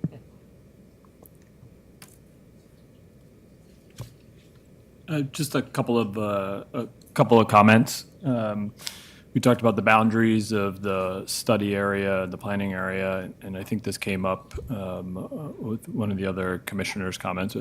Was there any consideration given to, instead of having sort of a blanket 60-foot height, 75-foot discretionary height, sort of stepped back as you get further away from more of the sort of higher trafficked areas from Petaluma Boulevard as you move west from there? So if we're talking about maybe Liberty Street, that it's instead of 60 foot there, maybe it's 50 foot there or 45 foot, something along those lines. Let me take those one at a time, if Sure. you don't mind. Yeah. Yes, we have absolutely looked at that. As you can see on the map right here, the yellow zones, those yellow zones are up against residential. And we wanted to be very careful how we treated that. So those zones are treated differently. There's 20-foot setbacks after 2 stories, and then another 20-foot setback if you're going to do a 4th story. So we really held those back. Those step backs in the building, allow for much more open feel. And you're not overwhelming the residential property and looking down on top of it. We really, really pulled those back. And the step backs of the buildings, are throughout the entire zone. It changes when it comes up against residential, and it also changes when it comes up against an historical building. So even the side of a brand new building, the side yards step back more after the 2nd story than if it's not up against an historical building. So we really looked at that. We took that, into consideration with staff and worked on that together. Follow up to that is, as it relates to the historic structures, or if there's a designated resource that's in the zone. Obviously, you have some different application for, if you're going to build next to one of those structures. Was there any consideration to sort of starting that step back to match whatever the existing building is, that historic resource that's next to it? I think in the notes it seemed to imply that would only start at 30 foot. If a building was, say, 25 foot, was there consideration to saying, hey, we start the step back to match whatever the historic resource is that you're abutting with? I think Isabel would love that. I think that's a great idea. And yeah, the 30 foot was simply because when we looked at the historic resources in the area, that's about the average of where it was. That needs some fine tuning. And then the last question, as you go through some of the mapping diagrams that you have in here, there's designations of primary streets, and I assume that has to do with the fact that some of the requirements as to a primary street will differ than what is, I guess, you identify as a secondary street. Just looking at the map as an example, I think B Street isn't identified as a primary street. Is there a reason why certain streets weren't given that same primary designation? And is there any sort of impact that occurs or that hasn't been looked at because we've designated streets differently as primary and whatever other designation want to go secondary? Yeah, it's a great question. So the primary streets are more of the streets that are going to have the taller buildings along them. And the secondary streets, we're trying to keep it a little bit, shorter. So we need to talk about view corridors. There's other things to get into in this zoning effort that we aren't there yet. But some of the primary streets with the view corridors, how do we want that to look? So we designated the primary and secondary to study that a little more. Great. Thank you. I appreciate the responses. Thank you. No, I'm fine. Okay.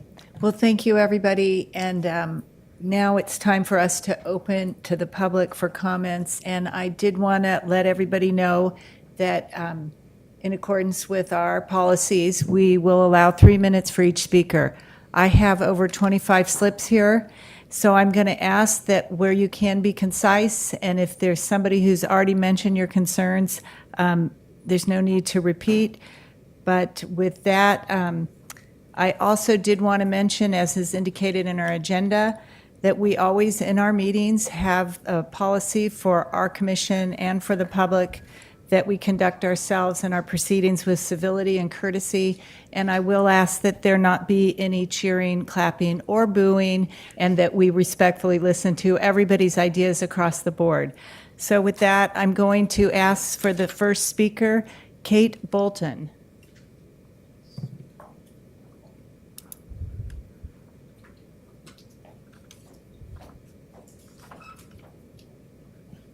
Hello. My name is Kate Bolton. I live at 123 Howard Street, just up the street. And I had a couple comments. The first being to thank everybody here for your thoughtful comments and questions. And it was seeming with the presentation by staff that it was all very positive and trying to make everything seem perfect and fine and what a great deal this would be. And so I appreciate the questions that you asked, which indicate that it was not all fun and games, that there are a lot of serious considerations like traffic and height, et cetera. I would also like to mention that we have a law of unintended consequences, and if this is going to be the very first zoning overlay, that we should make it as compact and small as possible so that we don't engage those unintended consequences over a very large area. I also just wanted to express that I think a major attraction of our downtown is its human scale, and that if we allow taller buildings, that it's just going to decrease the attractiveness. I know that the ground level, they make sound very attractive, but the bulk of the building, even with setbacks, is just beyond what I think our prized downtown can handle comfortably. And then there are, of course, the traffic and parking impacts. So that's basically it. Thank you very much. Thank you. And the next speaker is Connie Tuden. Oh, I'm sorry. Okay. Then we have Stephanie McAllister.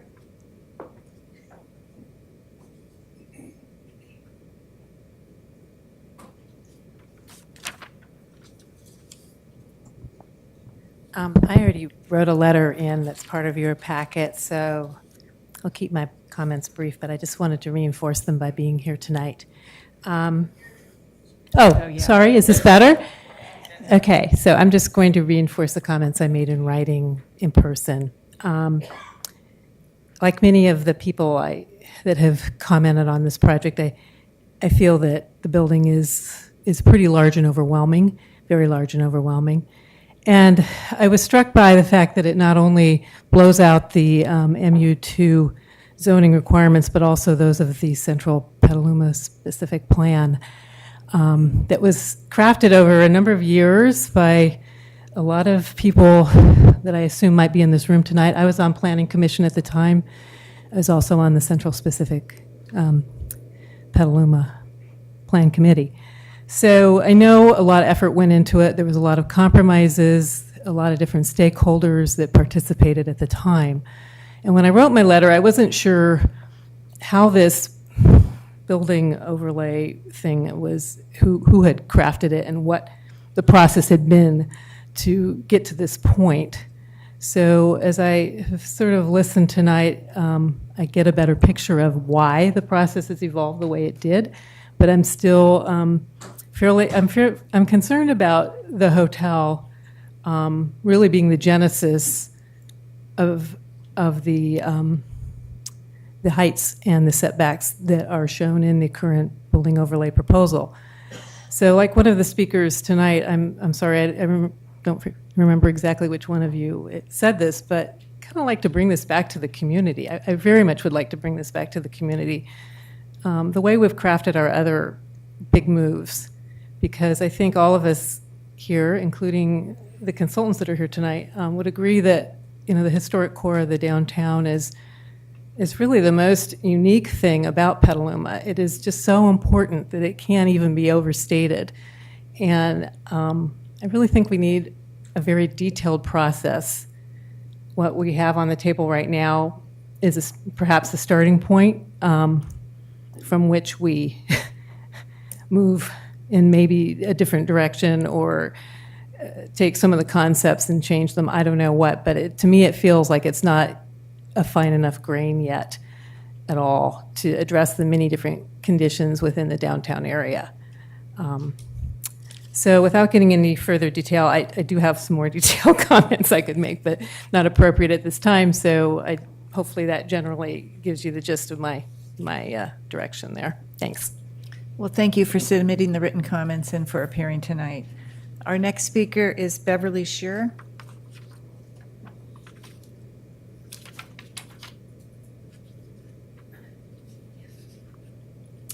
Thank you very much, Commissioners. I really appreciate all that you do and allowing us this evening to speak.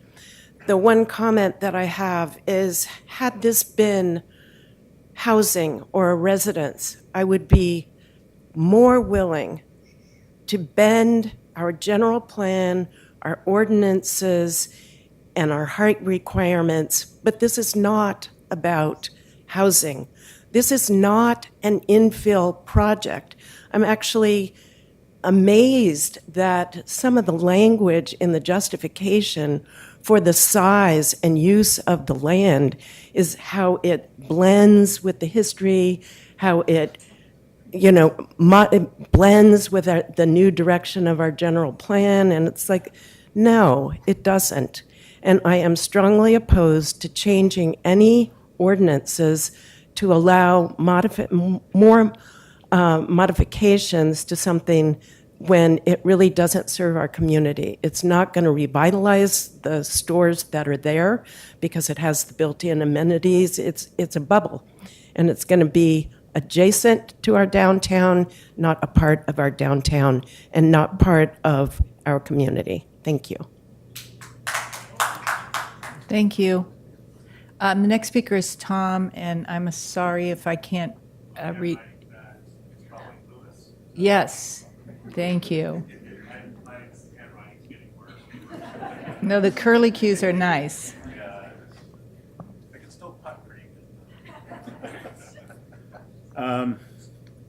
Okay, thank you, planners and preservation planners.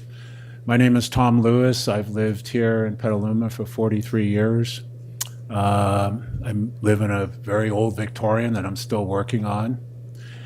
But my business is in San Francisco, and I'm a consultant, and I restore historic buildings in San Francisco. I've served on the San Francisco Architectural Heritage Committee. I've been on advisory committees for the city of San Francisco for lead hazard ordinances, and recently, and a bunch of things for the state. But for the sake of time, one of the recent advisory committees I stood on for the city of San Francisco is falling hazard ordinances. And we recently started a falling hazard ordinance this year for 5 stories and above. And that's for historic buildings. But one of these days, as the momentum is growing for these overlays and the height variances that are being introduced, they sooner or later will become issues for falling hazards because we live in an earthquake zone. So I know this is a long-term perspective, but listening to the city planner, and these are long-term goals for Petaluma. And the other things, I wonder why such a big hotel. It's economically driven, and this planner has asked the question, will these rewards come back to Petaluma? And that's the main goal, right? We're already seeing today that the Westfield Shopping Center in San Francisco is not going to be here anymore. A thriving economic center, and I worked on Bloomingdale's building. I worked on the retrofits on Market Street, and these things it's changing. Where is this?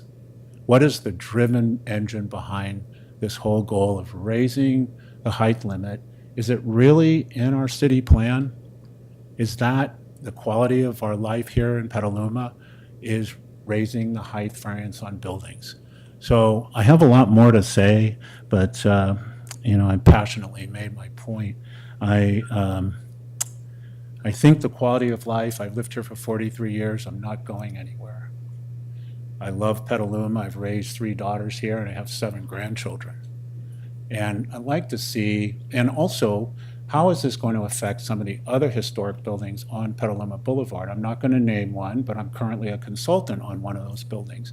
And they are striving and struggling to find resources to improve a building that we already have, a treasure we already have, and the money's not quite there for them. So we need broader consideration for our existing environment and where we live. Thank you. Thank you. Our next speaker is Catherine Reinhardt. Okay. Dave Alden.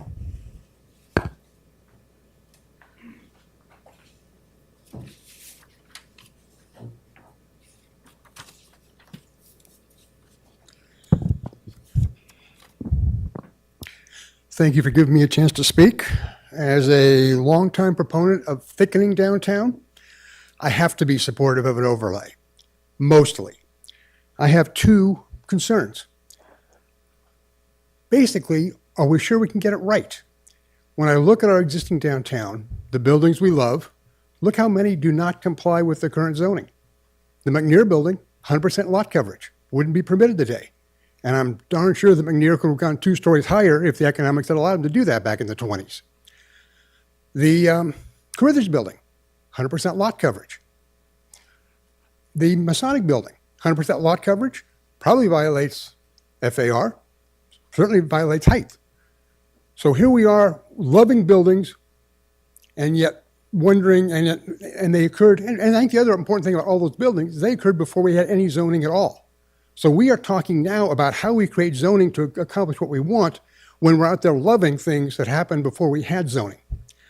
And sort of on that category, I just spent a couple of weeks, 5 days, 2 back-to-back land use conferences with a lot of people who are arguing zoning has passed its expiration date. It's got a 100-year history, almost exactly this year. It's the cause of a lot of racial inequity. It's a cause of cities having financial problems. And we are jumping in going, we can visualize what's going to happen in the future, and we can set rules that make zoning, will result in the right downtown we want. In the next 50 years, I think we're going to see more changes in our climate than we have in the last 150 because of climate. I'm not arguing against the overlay at all. But what I'm saying is I think we want a very light hand so that we give the opportunity for developers to do the things that they think will work, the same way McNair and Carruthers and the Masonic folks did to give us buildings that we love today. I think we just need to be very cautious about how we move ahead. Moving over to the hotel just for a moment, I'll just say very simply, I don't trust my architectural judgment.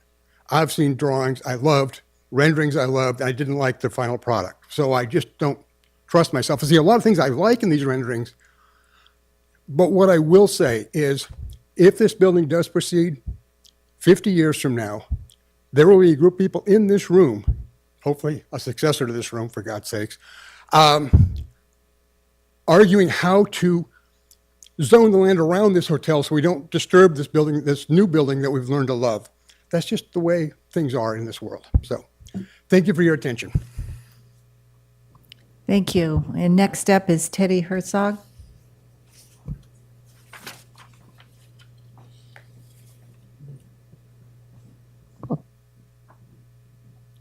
Teddy Herzog, Oak Hill, Brewster. Thank you all for your service. It's late for me. I want to, I'm here in support of iconic landmarks. And I've heard a lot from the public about how this proposal, this hotel proposal, is too big and too modern and too out of touch. But I wanted to support the idea that particularly on this lot and some other lots in the downtown, that although the argument that I hear from the public is, well, smaller would be better because we want to protect the historic nature of the downtown, sometimes bigger is better. And the examples that come to mind for me as I walk around is obviously Dairyman's Feed, and that's 11 or 12 stories, and St. Vincent de Paul is an example of this towering church that's vastly bigger than everything else around it, and how the fact that it's so big is part of what creates this iconic landmark. And whether or not you agree with Hotel Weaver and whether it actually gets built, I think the lot in question for that project, it deserves and it wants something that's iconic that you're going to, it's going to say, boom, you've arrived. And I know many of you are very interested in, like I do, I love the old buildings downtown. Most of those buildings, they say, boom, I've arrived. Look, I've survived since 1880s and I'm still here, and boom, I'm here. And I survived since the 1920s and boom, I'm here. And if, say, the Hotel Weaver or something like it was built on that lot, we'd want to say 2024, boom, I'm here. And that leads me to my next point, which is I don't think we want whatever gets built on that lot, it should say this was built in the year 2024 versus, well, not versus, the 1880s buildings that we love downtown, they say 1880s. They look like they were built in the 1880s. The 1920s buildings that we love downtown, they look like they were built in the 1920s. And so I feel strongly that whatever gets built there, however, whether it's Hotel Weaver or whatever, that it speaks to and says, hey, I'm 2024. I'm not a Disneyland copy of 1920 or 1880. The time's up.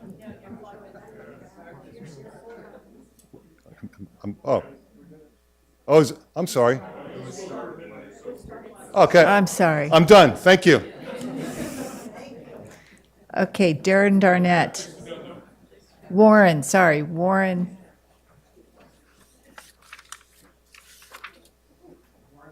Warren, yes.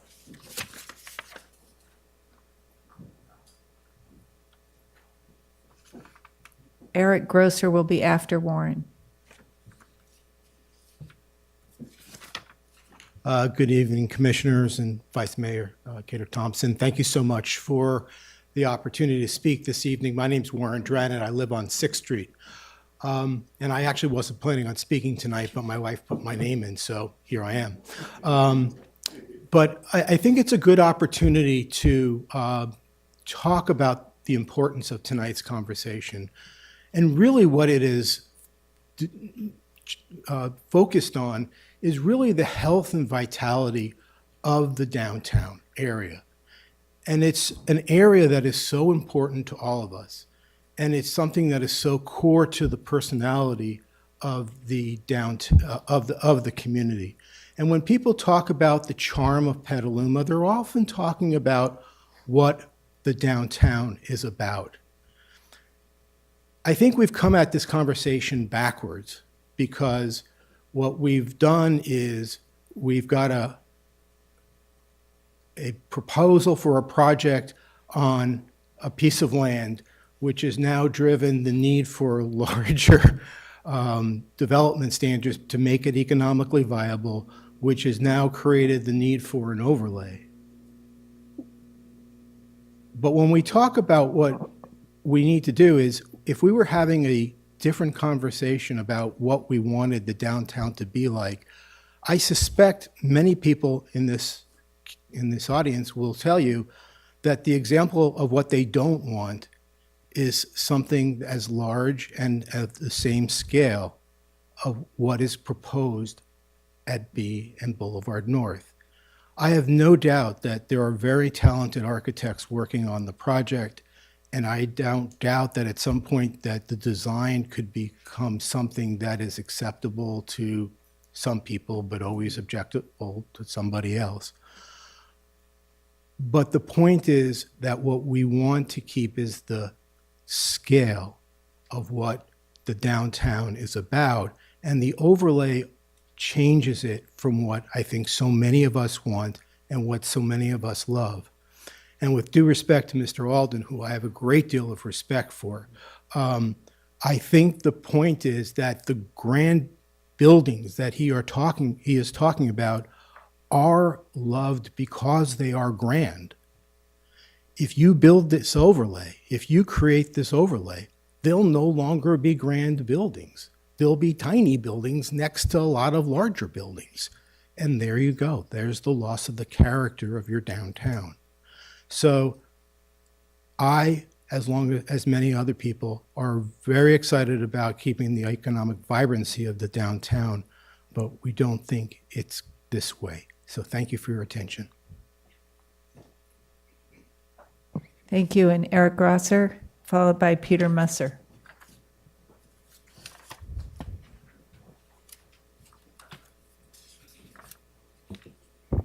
Hello, my name is Eric Grosser. I live at in the 500 block of D Street, and so this is very close to our house. It would be obviously impactful. When I met my wife, she was living in Roanoke Park about 30 years ago. We usually had a choice because there's nothing to do in Roanoke Park. We'd go to Santa Rosa or Petaluma. It became apparent within months that we didn't like going to Santa Rosa. They've pretty much screwed up their downtown. An earthquake, a shopping mall, and a freeway did it, and they covered up their creek. There's nothing to do in Novato. That's where I was raised. I'm sure of it. That's where restaurants go to die. Petaluma's charming. We have, family who visit from out of the state. They can't believe how cool it is just to be able to walk around and do things and what's available to us. And it's fairly affordable. My fear is that what's proposed is 50% over allowable. It hasn't really changed significantly since November when I got involved with this. And an overlay opens the door for a lot of things to happen and change the town rapidly. As of right now, our block, our street, D Street, is trying to, I wrote a letter in response to possibly turning it into a bicycle boulevard and eliminating over 50% of the parking. Active transportation is kind of code for no cars. As far as a 15-minute neighborhood, it can take me 15 minutes to get to Lakeville. If I want to go to a large shopping, grocery shopping, something bigger than Petaluma Market, which is my preferred market, it could take 15, 20 minutes. I can go to Novato and do all my shopping in 15 minutes. Trust me, I've done it. So it's special. Petaluma's got whatever you want to talk about, it's got it. And I think we need to go cautiously. I don't think the outreach on this has been very genuine. They haven't really responded to anybody's calls to make this smaller. In fact, they've just upped the game. And I think if it opens if they get approved, it'll open the door for everyone along Petaluma Boulevard between the boulevard and 5th Street to do more of the same. So, thank you. Thank you. Peter Musser, followed by George Schaefer. Thanks for giving me the opportunity. I had a whole thing in mind to say, but it doesn't seem appropriate. This is the first city council meeting I've ever been to. I didn't really know the way it works. I do have some concerns about the building, its size, and the fact that there's going to be 90-some rooms, plus a couple of restaurants and a bar, with 55 parking spaces. So if everybody's gone downtown on a Thursday, Friday, or a Saturday night, there's no place to be. There's no place to park your car. So this is going to add to that. So this is a quality of life issue. We're losing so much with more people coming in. Also, I question the economic viability. I drove past the Hampton today. Parking lot was empty. That's a beautiful, beautiful hotel. And it's empty. So how much occupancy does it take for Petaluma to realize the financial, economic reward that we've been talking about here tonight? You know, if it stands half empty or, you know, a quarter, you know, full, whatever, how does that affect our tax base there? There was something else. No, I guess I'll leave it at that. You know, I don't support it. Oh yeah, 6th Street. 5th Street, they're going to turn into a bicycle thing. So they're going to divert that traffic to 4th and 6th. I'm on 6th. 6th Street is already an expressway. And I just worry about what's going to happen now that we have this giant hotel downtown, more people, more traffic. I don't see all these people going down the boulevard. Anyway, that's all I got. Thanks. Thank you. And George Schaefer, followed by Ted Reese. Reese.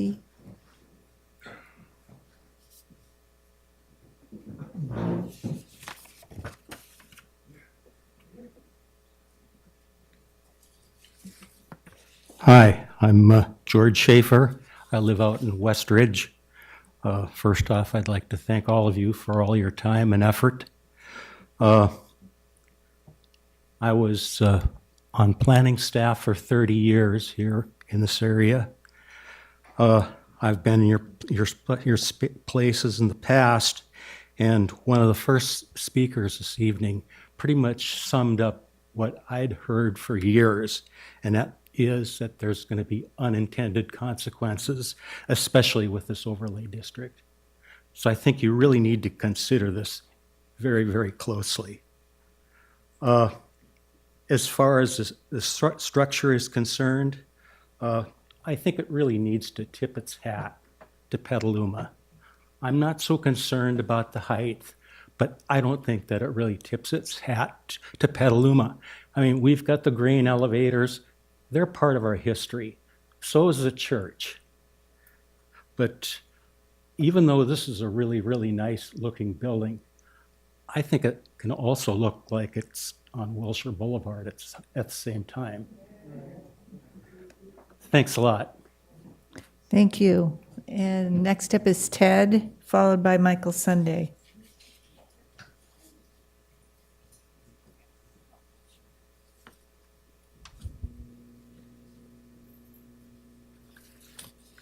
Hi, I'm Ted Brees, and I'd like to thank everybody who's done all this hard work. A couple of things. I think that the financial analysis of this implies that the rooms will be more full than empty. And my question is, you know, we're all being asked, and we hear it all year long, about saving water. And how do you get people in hotels who are from out of town? And it's, by all reports, this hotel will be one of affordable luxury. So I'm sorry, but when I stay in a luxurious hotel, I don't worry about how much water is going down the drain. And if I'm not from the community, I don't worry about that. Or actually I do, but that's because I'm from California. So that's one thing. Then the other thing is the overlay. And it sort of feels like when it was mentioned that we cast the net kind of big, my immediate thought was, oh, so then we could bargain it away. So we make it bigger than we need. Then when we take some of it away, everybody goes, oh, look, there was compromise. We got a little bit of what we wanted. And that sort of felt like a little bait and switch there. And I think if we go to the overlay, my concern is obviously with the height. Everybody's already voiced the concern about the hotel's too tall. Okay, I would agree. I don't know if anybody's been to Seattle, where they are building lots of tall things in neighborhoods, and every one of them's got a rooftop. And all those rooftops have parties on them. And I'm talking residential things, not hotels. And what I read about this rooftop is that the noise would be mitigated. Well, I live on 4th Street. We can hear all the music from the downtown bars. We can hear the racetrack. We can hear the fair. But we're not going to hear the rooftop bands from 3 blocks away? Really? That seems hard to believe. So then I'm concerned about other things popping up. And somebody mentioned the views from the rooftops. So I'd just like to end and say, I think we ought to look at St. Helena, as one of the speakers mentioned, that she'd spent time in St. Helena and worked there too, because, you know, there's not a fast food restaurant in St. Helena except for the historic A&W. And they're proud of that. Maybe we should follow their model, keep our heights down. Thank you. Thank you. Michael Sunday, followed by Kathy Chambers.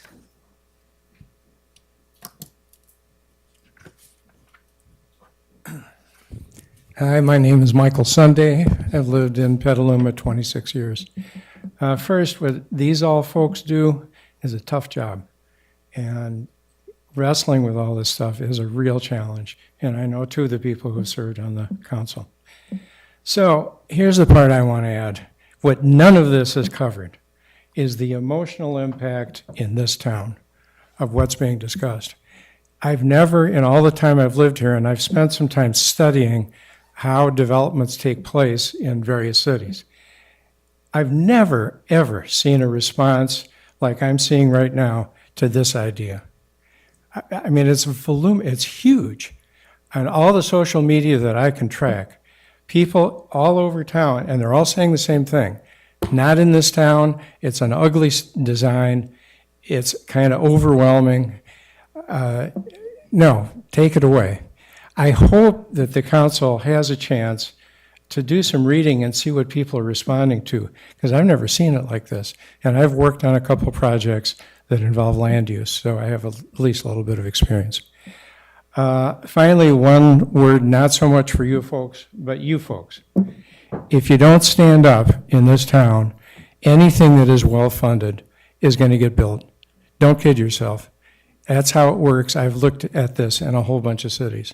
So you got to get involved and get something done. I'm going to give up the rest of my time to David Keller, who I think has a lot to say. Thank you. Thank you.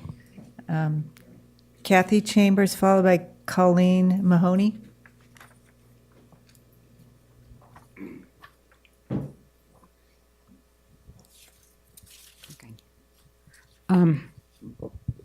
Okay, I'm going to do this.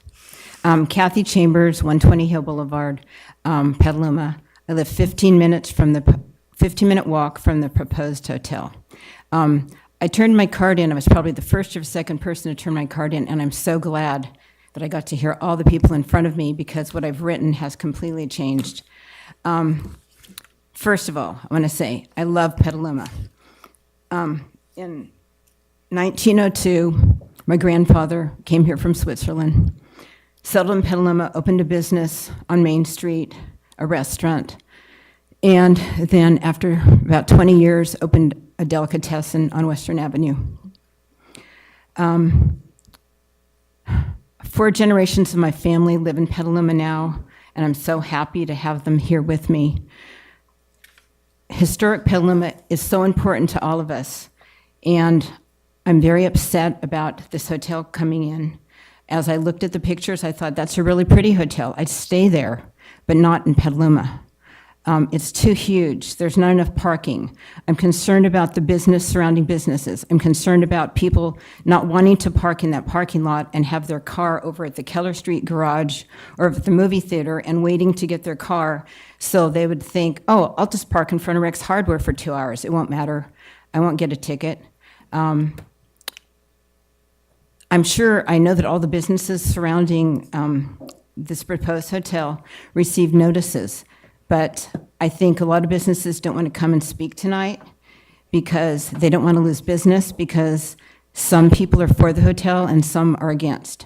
But as the last gentleman just said, when I was reading through all the emails, because you were able to read through all the emails that have been posted and sent to this committee, I cannot believe how many people I knew, people I work with, people in the garden club, people I was in the school district that I know, just so many people that I knew, people I grew up with, people I knew in high school. And I only read 3 emails that wanted this hotel, that were in favor of this hotel. Everyone is against it. What else do I want to say? Sorry. So in conclusion, I just wanted to say I encourage you to make the right decision for our town, preserve the historic fabric of Petaluma, reject the building form overlay, and reject this project. Thank you. Thank you. Colleen Mahoney, and followed by Sonia Carabel.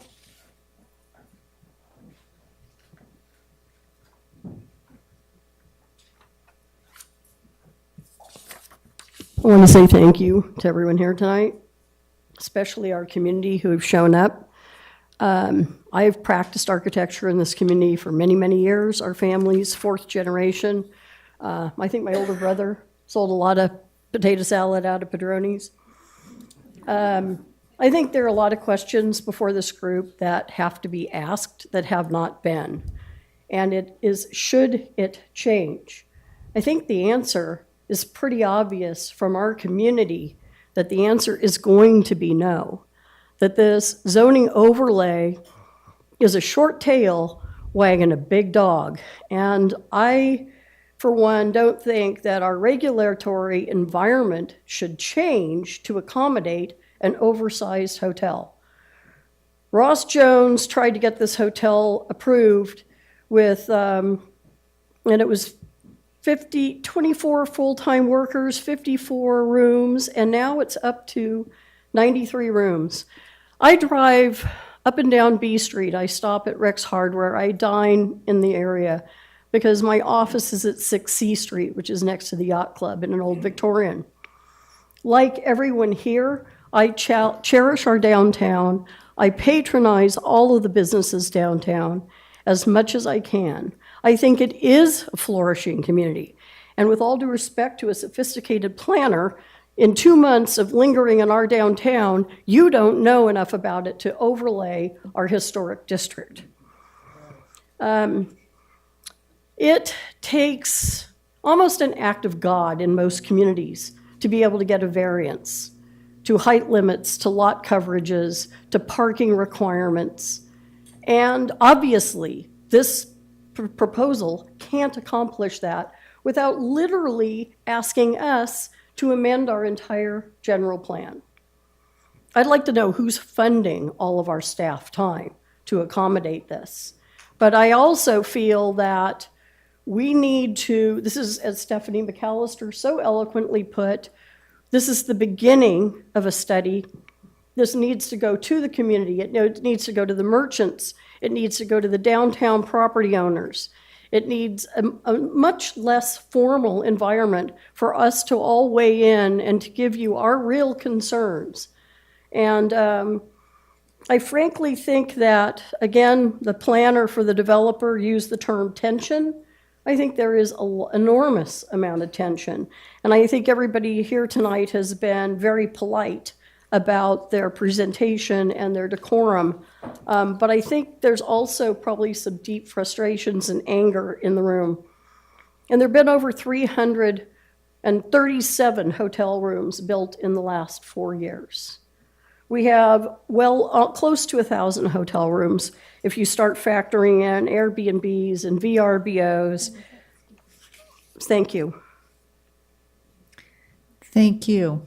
And the next speaker is Sonia Carabel. Thank you. And then we have David Keller up next. Hello, everyone. My name is Sonia Carabel, and I'm with Unite Here Local 2, which is the hotel workers union for the North Bay. We represent workers at the Petaluma Sheraton, along with hotels around Sonoma County and 15,000 members in the Bay Area. And I'm here tonight to urge you not to amend the zoning code to let EKN Development build a taller hotel. If Sonoma is going to change its zoning to allow for more density, it should be to build affordable housing, not to build over backwards to help a hotel developer make its project pencil.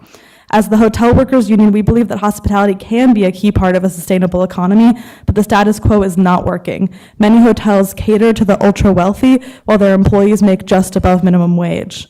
Our members know firsthand how hard it is to afford to live in Petaluma and surrounding areas. They fight for fair contracts with wage increases, but these raises at work get eaten up by rising rent. 70.4% of low-income renters in Petaluma, which corresponds to a single person making $40,000 to $65,000, or about $20 to $30 an hour, are rent burdened, meaning they pay over 30% of their income in rent. And the same statistic for very low-income renters, which would correspond to someone with a minimum wage job, 80% are rent burdened and 60% pay over half their income in rent. This is the reality for service workers in the service industry in Petaluma. Petaluma and Sonoma County as a whole rely on hospitality as a major pillar of the economy, 13% of employment, but yet we don't provide sufficient affordable housing for workers to be able to live nearby. This results in long commute times, less diversity, and less of a sense of community. The economic impact report for this project states that it'll create 151 jobs, 149 in the hotel and full-service restaurant employment specifically. Firstly, based on experience with hotels, this seems very high for a hotel of this size, even one with 2 restaurants. But more importantly, the report says nothing about the quality of the jobs that will be created. How much of the economic benefit of the hotel will actually stay in the community, and how much will go straight to the owners? Will these jobs support Petalumans and their family to be able to live here, or will it continue the pattern of low-wage jobs, high rents, and long commutes? Petaluma doesn't need another luxury hotel, which will continue the cycle of high rents and low wages. It needs affordable housing so the people who work here can live here too. Thank you for your time. Thank you very much.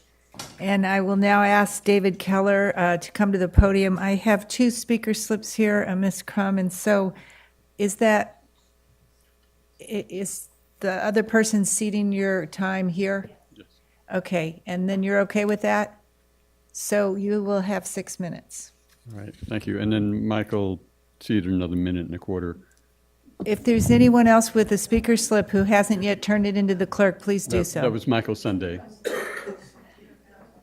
Okay. Sorry? Sure. David Keller, former council member, former co-chair of the Petaluma Central Specific Plan Committee, also participant in sewer school, which led to the development of our wastewater treatment plant, also member of the River Enhancement and Access Plan and the station area plans.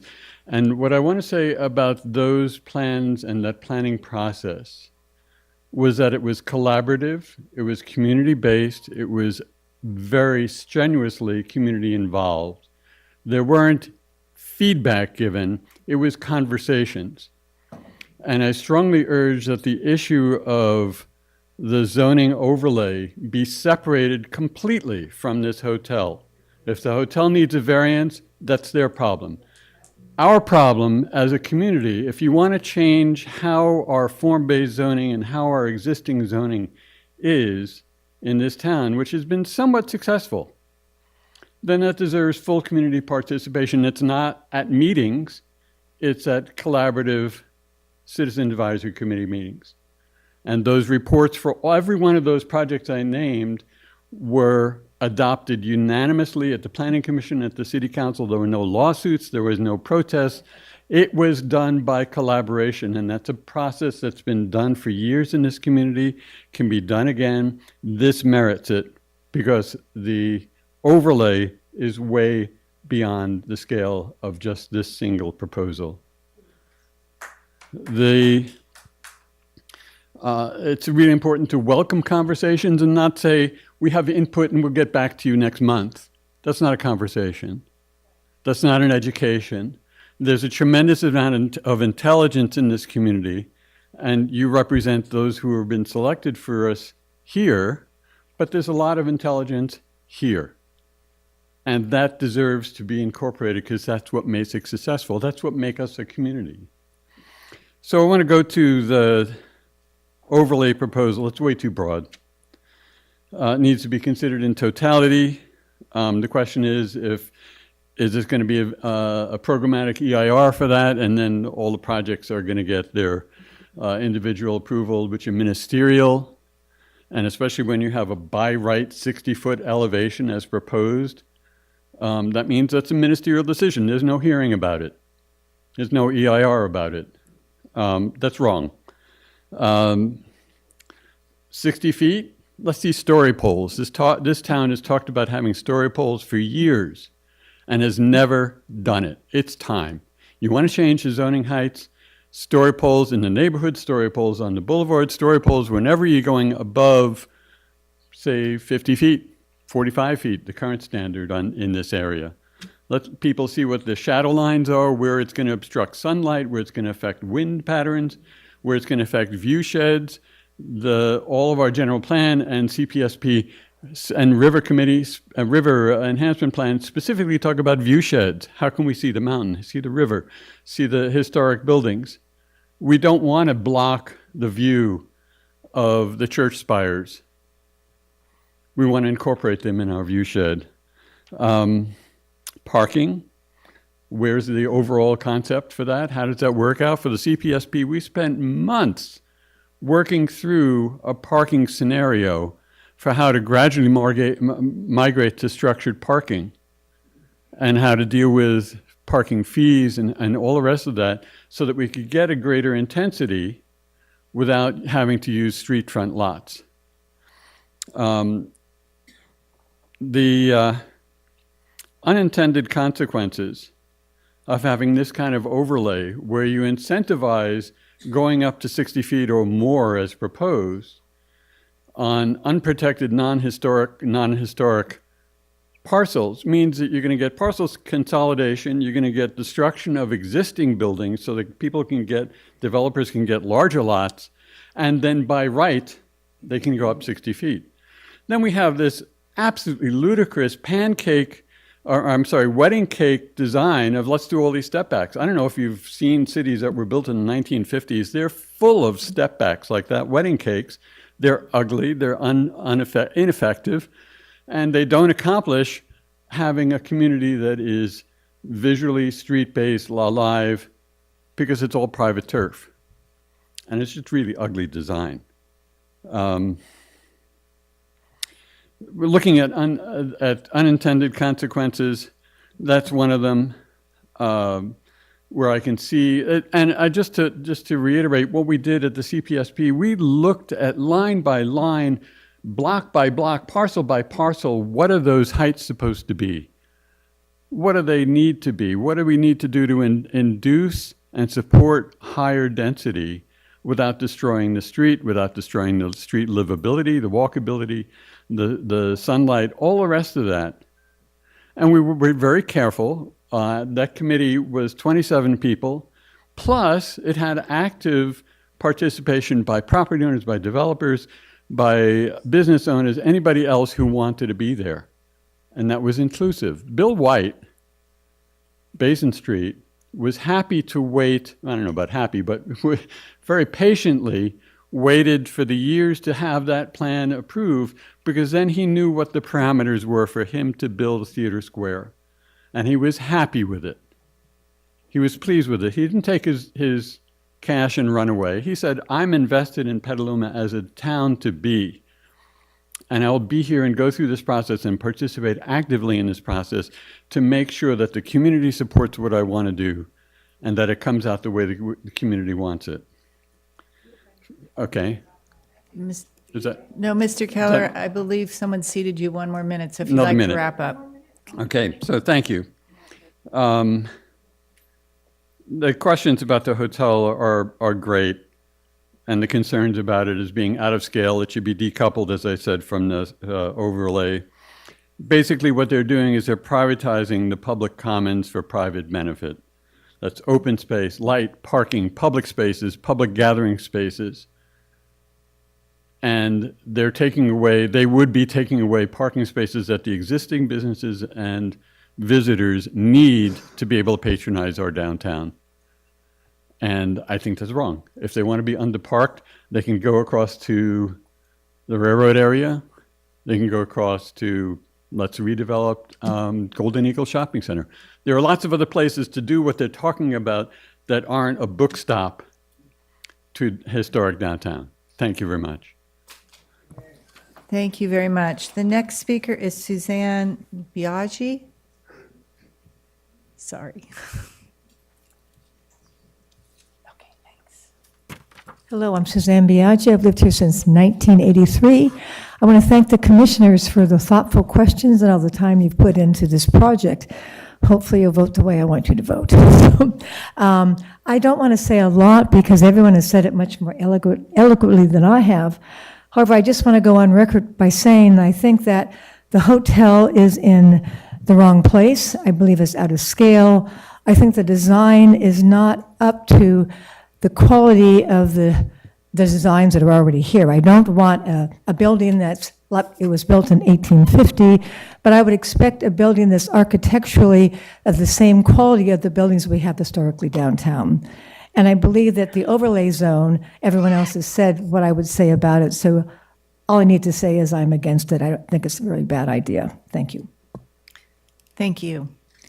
The next speaker is Carolyn Lamson.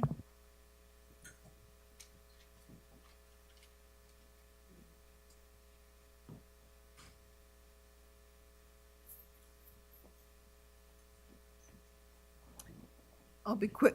Excuse me. I'll be quick because most people have said everything I wanted to say. But I too am against the hotel.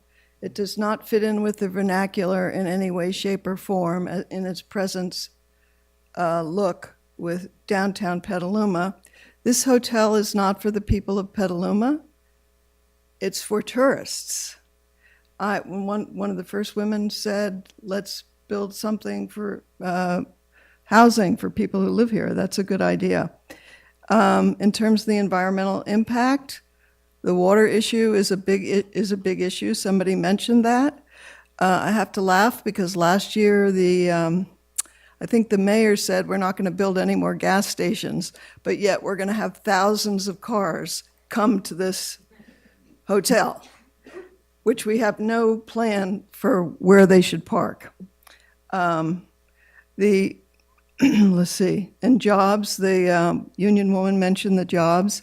The jobs are mostly low-paying, minimum wage kind of jobs, and already in the Bay Area, and particularly in Petaluma, these jobs aren't being filled in restaurants. Are we going to import people to fill these jobs? Who's going to be working in these hotels? And I'd like to say, mostly who's making money on this are the developers. It doesn't really help the people of Petaluma. This will be the beginning of the end of charming Petaluma as we know it. It's not for the residents, it's for the tourists, as I've said. Have you been to Healdsburg lately? It's a tourist trap equal to Carmel. It's not a place you want to live. You never meet anyone on the street you want to say hello to. Here are some solutions I would offer. Build a smaller hotel, not 6 floors. Make it go in with the vernacular. Find a piece of property more south on the boulevard. There's 2 other empty places. Over the bridge, there's a bunch of property over there. And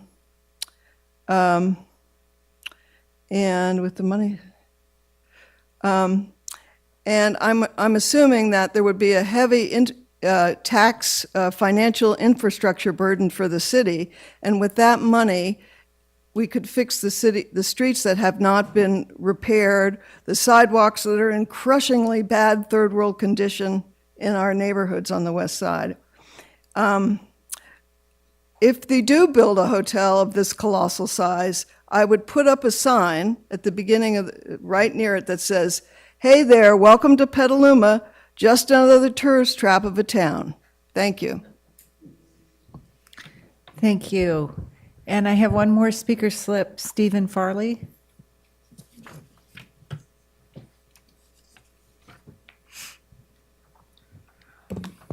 Good evening. I'll try and keep this fast in the interest of time.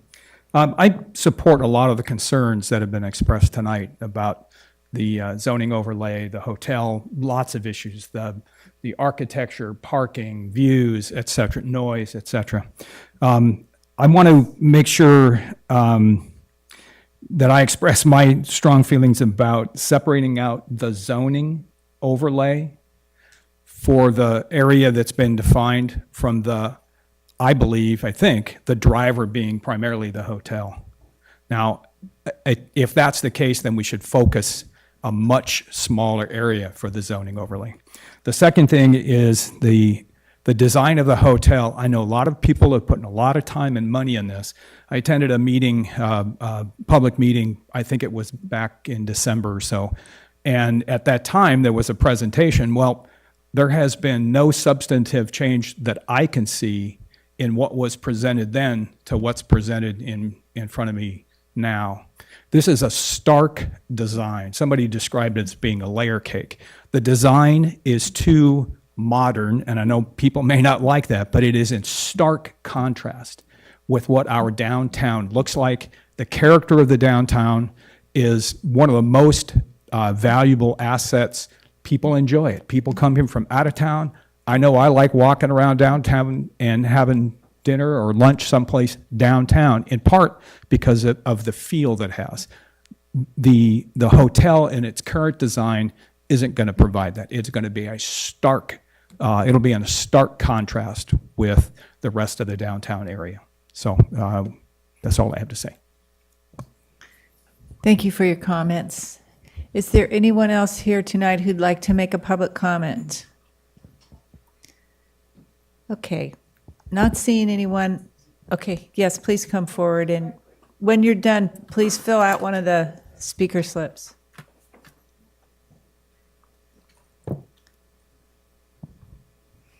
I wasn't going to speak, but I couldn't resist.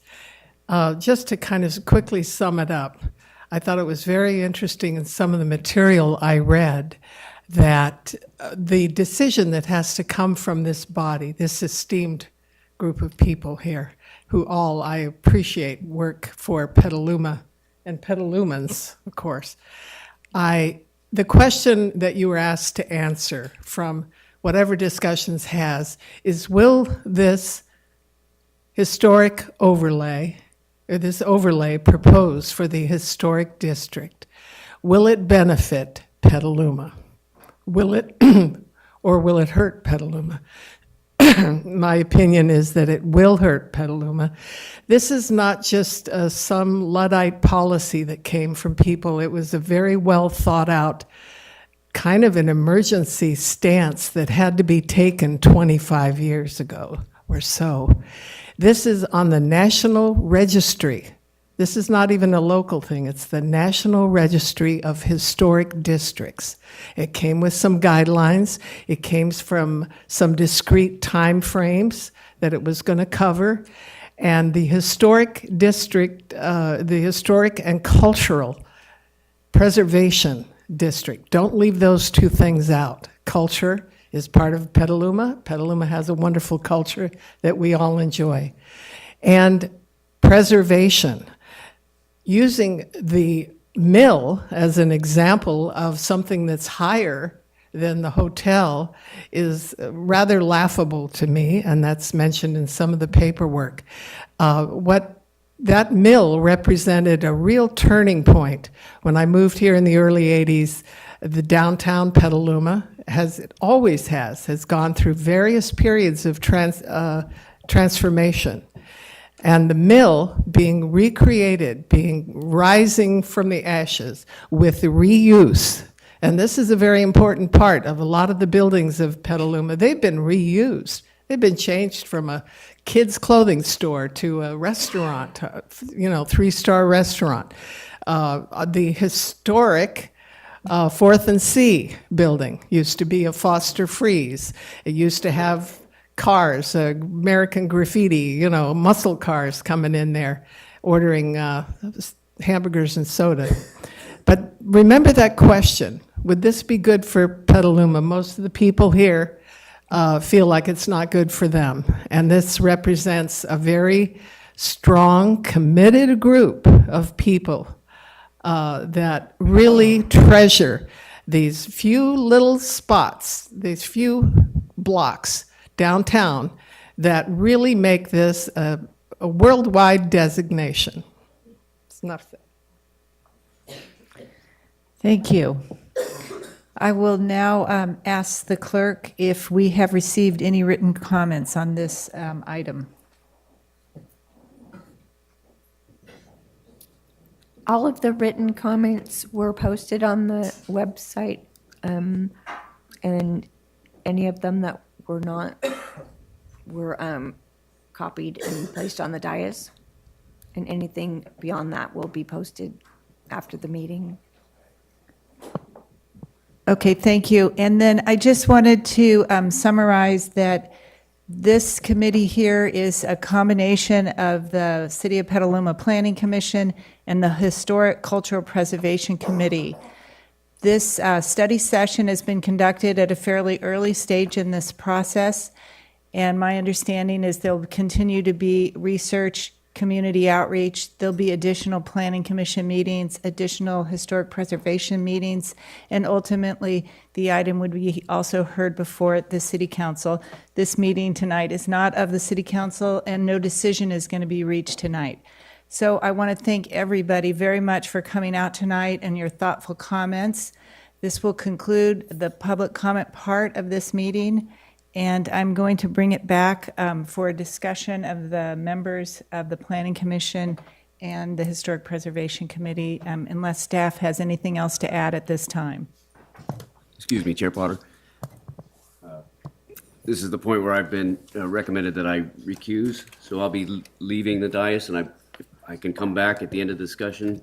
I understand that's the appropriate thing for me to do, and I can comment then. Okay, thank you, Chair Reinhardt, and let the record reflect that he's recused himself.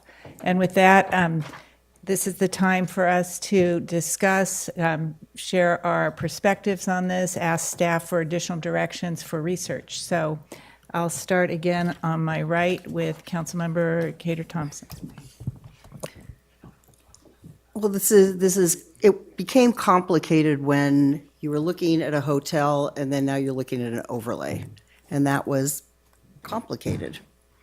When I look at this area, I look from Western Avenue, not Western, excuse me, from B Street, and then I go to D Street. Go from B to Petaluma Boulevard and then up D, and then down 4th Street.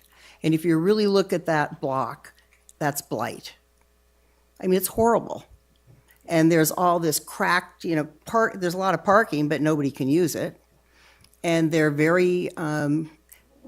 they were probably interesting buildings at one time, and then those buildings left for some reason, and now we have a cinder block bank. We have another bank, and then we have a 7-Eleven strip mall in this site. And then we have, which was the old Foster Freeze. And it would be great to have this area revitalized. And sometimes, I realize that this hotel is huge. There's no doubt that it's large. But I'm looking also at having a conversation about how do you revitalize this area. And then when you're looking at the larger overlay, I go over to Liberty Street and I see areas that are blight. And so then then you're looking at the overlay and you want to go up to 68 feet, which is very high. But then I look across the street and I personally do not like the theater square and how it was designed. It took a long time for that to revitalize, and I'm not sure if it still is completely revitalized. The city's, of course, always looking for more monies. We want the trestle redone. We want to continue dredging our river. And all of that takes a lot of money. We had Measure U, which appreciate that everybody voted for Measure U, the 1-cent sales tax. But eventually, that's going to kind of fade away because a lot of it's going to be used up. Even though a percentage is used for roads, it's used for a lot of other things too. And, I project probably in 10, 15 years, a lot of that money is going to be eaten up. Just rebuilding a city, having city staff. So, and then I look at, I really don't want to look like Healdsburg, and I don't want to look like Sonoma, but they do have hotels in their downtown, and it revitalized their downtowns.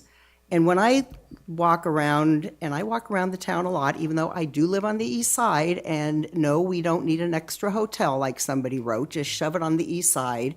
That's not really productive conversations. I think that I would like to see more hotels downtown because I think it's good for the economy, and so that's what I'm looking at. I don't know if the 60 feet is appropriate. I'm just not sure.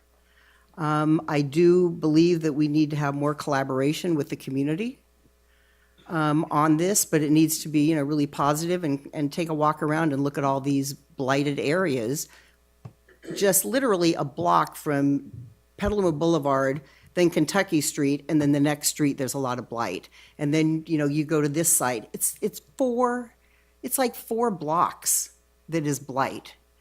And so will making changes to the overlay, say if you even went up 5 stories, would that make a difference in how a development would look in that area? I do think that you should be higher when you're closer to the boulevard, but as you move west, I'll just say west, it needs to feather down, and I don't know what that number is.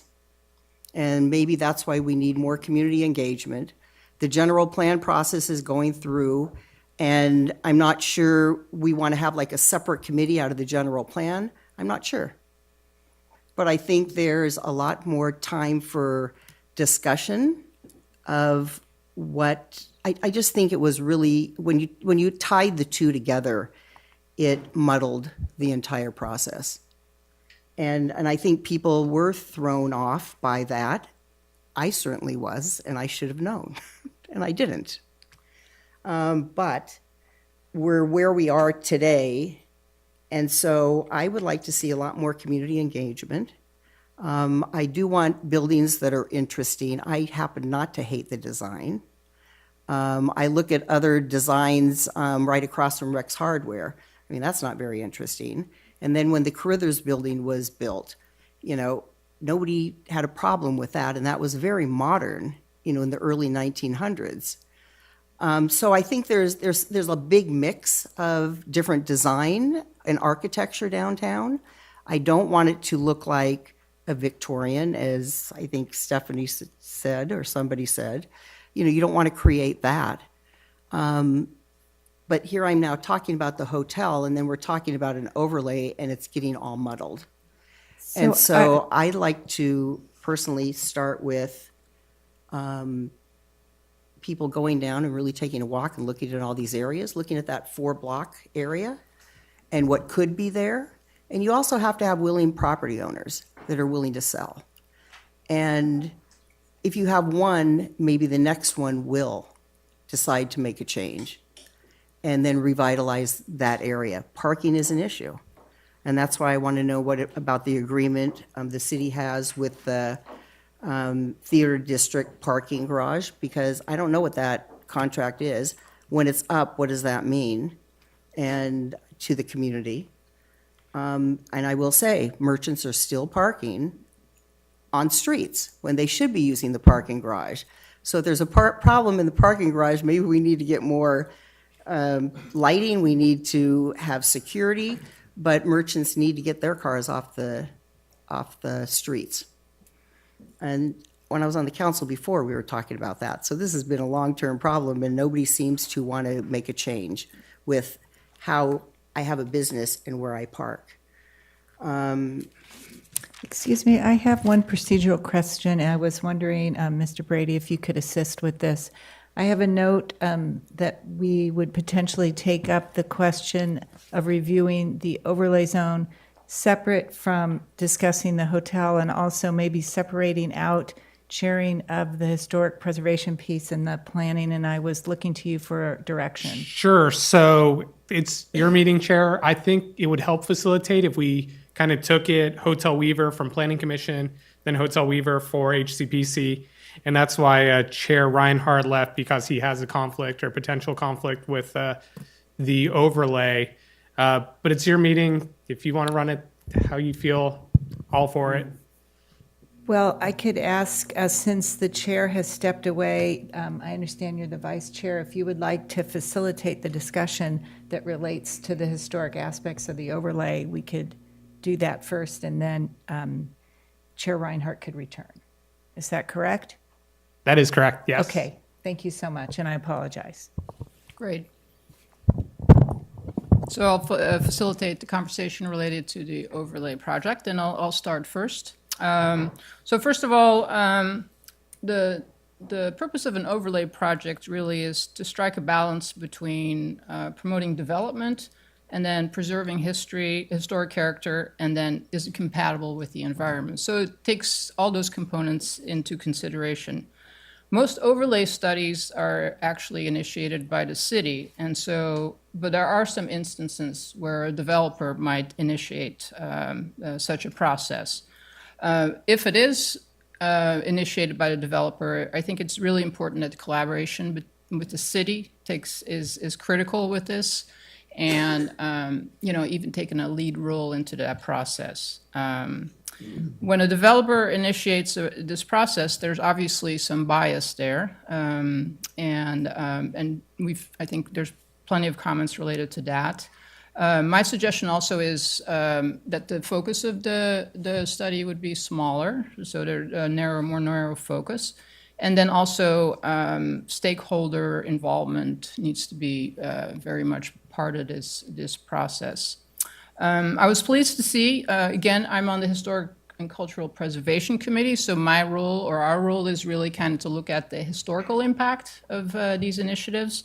And so I was pleased to see that there's some indication of a historic cultural resources report that is being considered.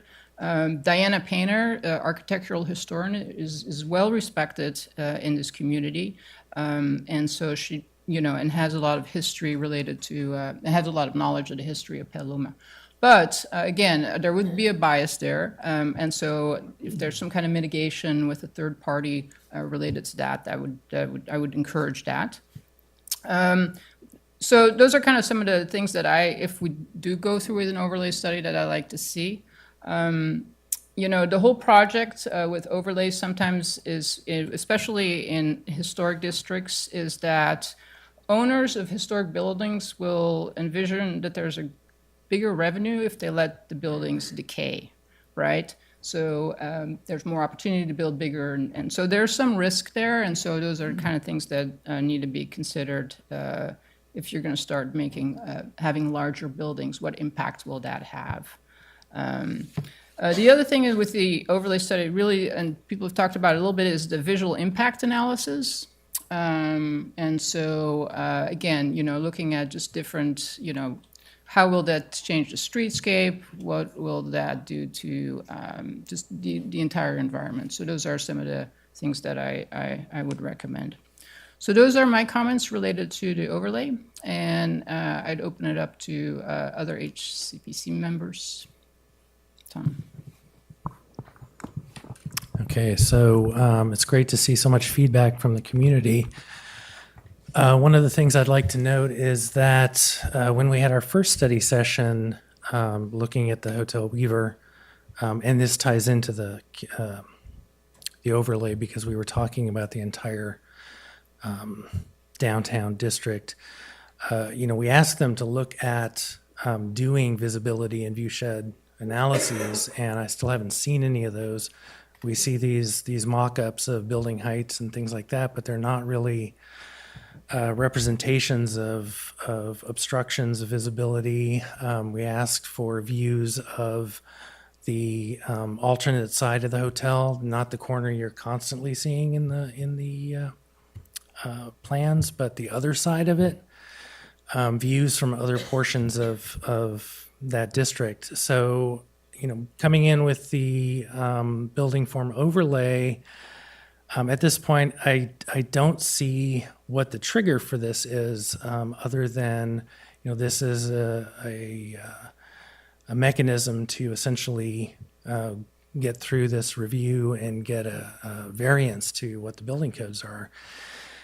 And doing a real study on what those adverse effects are to the historic district, like the vice mayor was saying when she was talking about blight, in the 1970s, all of downtown Petaluma was blighted. And what revitalized it was revitalizing those buildings themselves. That's what brought people to downtown Petaluma. That's why it's a vital downtown now. And granted, there aren't any more historic buildings necessarily in those areas that are blighted now, but to build something much larger that's going to obstruct the views of the existing historic downtown, the existing historic district, I feel is unwarranted and potentially very damaging to the historic district itself. When you look at a National Register eligible district, looking at the adverse effects, they're not just direct adverse effects, they're also indirect effects. And what creates significance in a historic district is the value to the community. And it's the community who sets those standards and sets the subjectivity for what that value is. So it's up to the community to make the decisions about what is an adverse or a non-adverse effect on their historic districts. And so in this, what we see in terms of the shape of this building form overlay, if a building form overlay is necessary, I don't see exactly why it's necessary at this point. I don't see how it's going to improve the economic viability of some of these areas. The arguments that have been made seem to be kind of weak at this point, and I see more adverse or more costs than benefits for the city of Petaluma. But if the building form overlay was advantageous in some way, I think that it does need to be a smaller area, and I think that it needs to exclude the historic districts entirely. I think we need to stick with the building codes that are in them already to prevent any more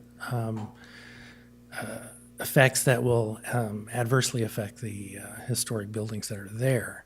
So as it is right now, I don't see any reason why this overlay should be proposed, and other than it's going to benefit the applicants for this hotel. This is just a working session, so if there are other ways in which there are more convincing arguments, then I'd like to see those. But as it is right now, some of the things we asked for the hotel in terms of, we'd like to consider seeing a smaller size. We'd like to see a representation of a smaller footprint. We'd like to see these visibility and viewshed studies. We'd like to see traffic and parking studies. We'd like to see some real economic benefits studies done that are actually substantiated by reality, not the best case scenarios. So as it is, I'm not really convinced at this point that we need a building form overlay. That's where I'll leave it on that at this point. Thank you, Member Whitney. Member Patagar? Yeah, thank you. I'll kind of keep my comments short. I brought up some questions for staff earlier and posed some questions for the development team as well. This is the second study session we had. I know in the first one we had a fair amount of comments. Some of those were started or have started to be addressed, I think, by the development team. We had talked about stepping back some of that height to mitigate the issue with view impacts. And so we're starting to see a little bit of that. Maybe it's not where we had wanted when we initially posed those comments, but this is a long-term process that I think is going to evolve over time, and it's already started to evolve from where we were certainly in January to where we are now. So my expectation is that based on this feedback, we're going to see more evolution from what the development team is proposing and what staff is looking at. I think it's absolutely critical because we're looking at an overlay for a fairly large area and we're processing this general plan update that looking at the consistency with what those goals and policies are intended to be when that update is eventually, we come to an agreement on that, that this overlay is consistent with those policies, right? And if it is, then it makes sense to move forward with it. If it's not consistent with those, then there shouldn't be a reason to move forward with it, right? And I think that's something that staff is starting to look at now because this has evolved over time. and hoping that when we come back again, if we do, that we start to see how that has changed over time. And I think that was it. Okay, thank you. Thank you. And now I'll go back to Councilmember Cater Thompson to see if you have any more comments specifically on the overlay. I just think that we should look, if we're going to look at the overlay, I kind of prefer to wait till the general plan's done, but I would look at a smaller area instead of the larger area and just the 4 blocks. Thank you. Commissioner Rakusin. All right. Well, well, I'm going to take this opportunity to ask some questions of staff as well. For some reason, I thought we were coming back with some more questions. But just to follow up my question before, alternatives mentioned on page 10 of the staff report about exceptions, potentially rezoning a parcel. I guess, why did we end up at the zoning overlay and pass over some of those other options? Because, to blend in a comment here, it seems like this would be definitely most appropriate for discussion in the general plan.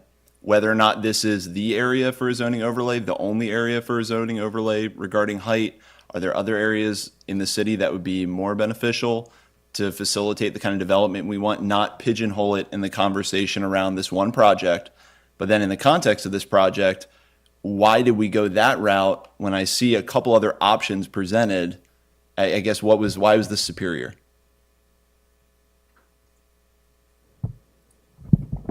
So the first option was to look at, would we modify the development standards for the entire MU2 zoning district?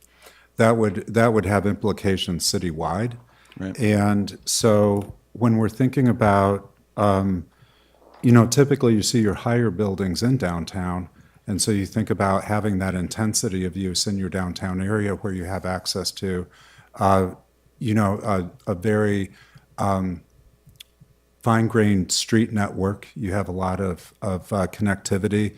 You have a lot of pedestrian activity and such. So from that perspective, it seemed like if you're going to expand the maximums, then you do that in an area where you want to see and where the policies and plans are pointing to a change in intensity of use.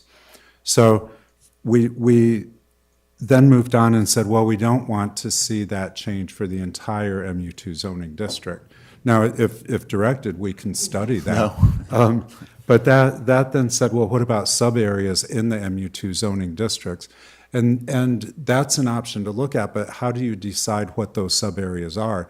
And then that would have taken to study the entire city, when again, the hotel was proposed downtown, but also we started looking at where would we most likely experience that height, and where would it be important or be appropriate from a sort of urban form perspective. And that brought us back to the downtown area again. When the exceptions, Chapter 12 has processes for modifications or exceptions to development standards. The risk with modifying, and those exceptions couldn't currently be applied to the hotel project. The problem with expanding those exceptions was, again, that they would be applicable citywide. And once again, we came back to feeling like downtown is a different geographic area, a different part of our community, where we want to focus consideration of increased building height, along with the ability to have the economic benefits, as well as to be able to control it within a geographic area of the community. Okay, understood. So an exception process would suddenly give the ability for other parts of town to take advantage of an exception regarding height. It would, unless we delivered those exceptions through an overlay. Right, it starts Right. looking like an overlay. Okay. Right, yeah. Okay, understood. So again, my opinion, and actually I had the question that I almost felt was unfair, is how do we get to the height standards where we are? What kind of thought was put into that? And I appreciate our speaker, Mr. Keller, giving a breakdown of how these rules came about. There was a long, thoughtful process. So, I guess, I did have questions for the applicant team. And I think really it gets to this economic viability perspective for the consultant who proposed it. is there a success story where this kind of overlay has been done that you've reaped big economic benefits? Like it doesn't have to be even Northern California, but just somewhere this concept has been applied that gives us some idea. Because I think we're all saying, does it help? Does it not? For me, I see vacancies in that area, other issues where the organic kind of economic development isn't asking to push up. Instead, we're trying to get people in there. Even Theater Square, the apartments there, kind of a higher density area, have a lot of vacancies. So I'm just wondering if there's an example where this knocks it out of the park for us to reference. I assume you're talking to me. Yeah. I can't.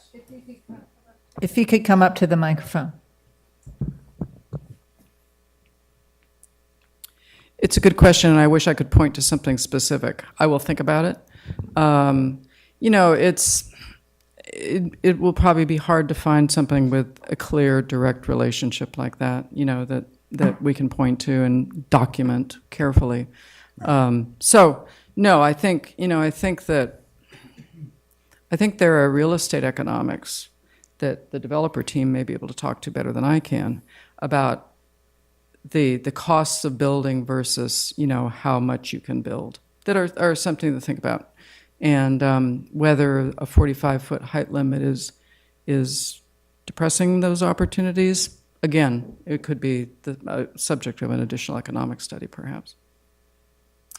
And actually, but I'll think about it if I can think of any. that would be a I terrific. will. Yeah, that would be a terrific reference point. Yeah, sure. And then to the developer team, because this is so part and parcel with the project now, I went to all the public information sessions and didn't hear about this.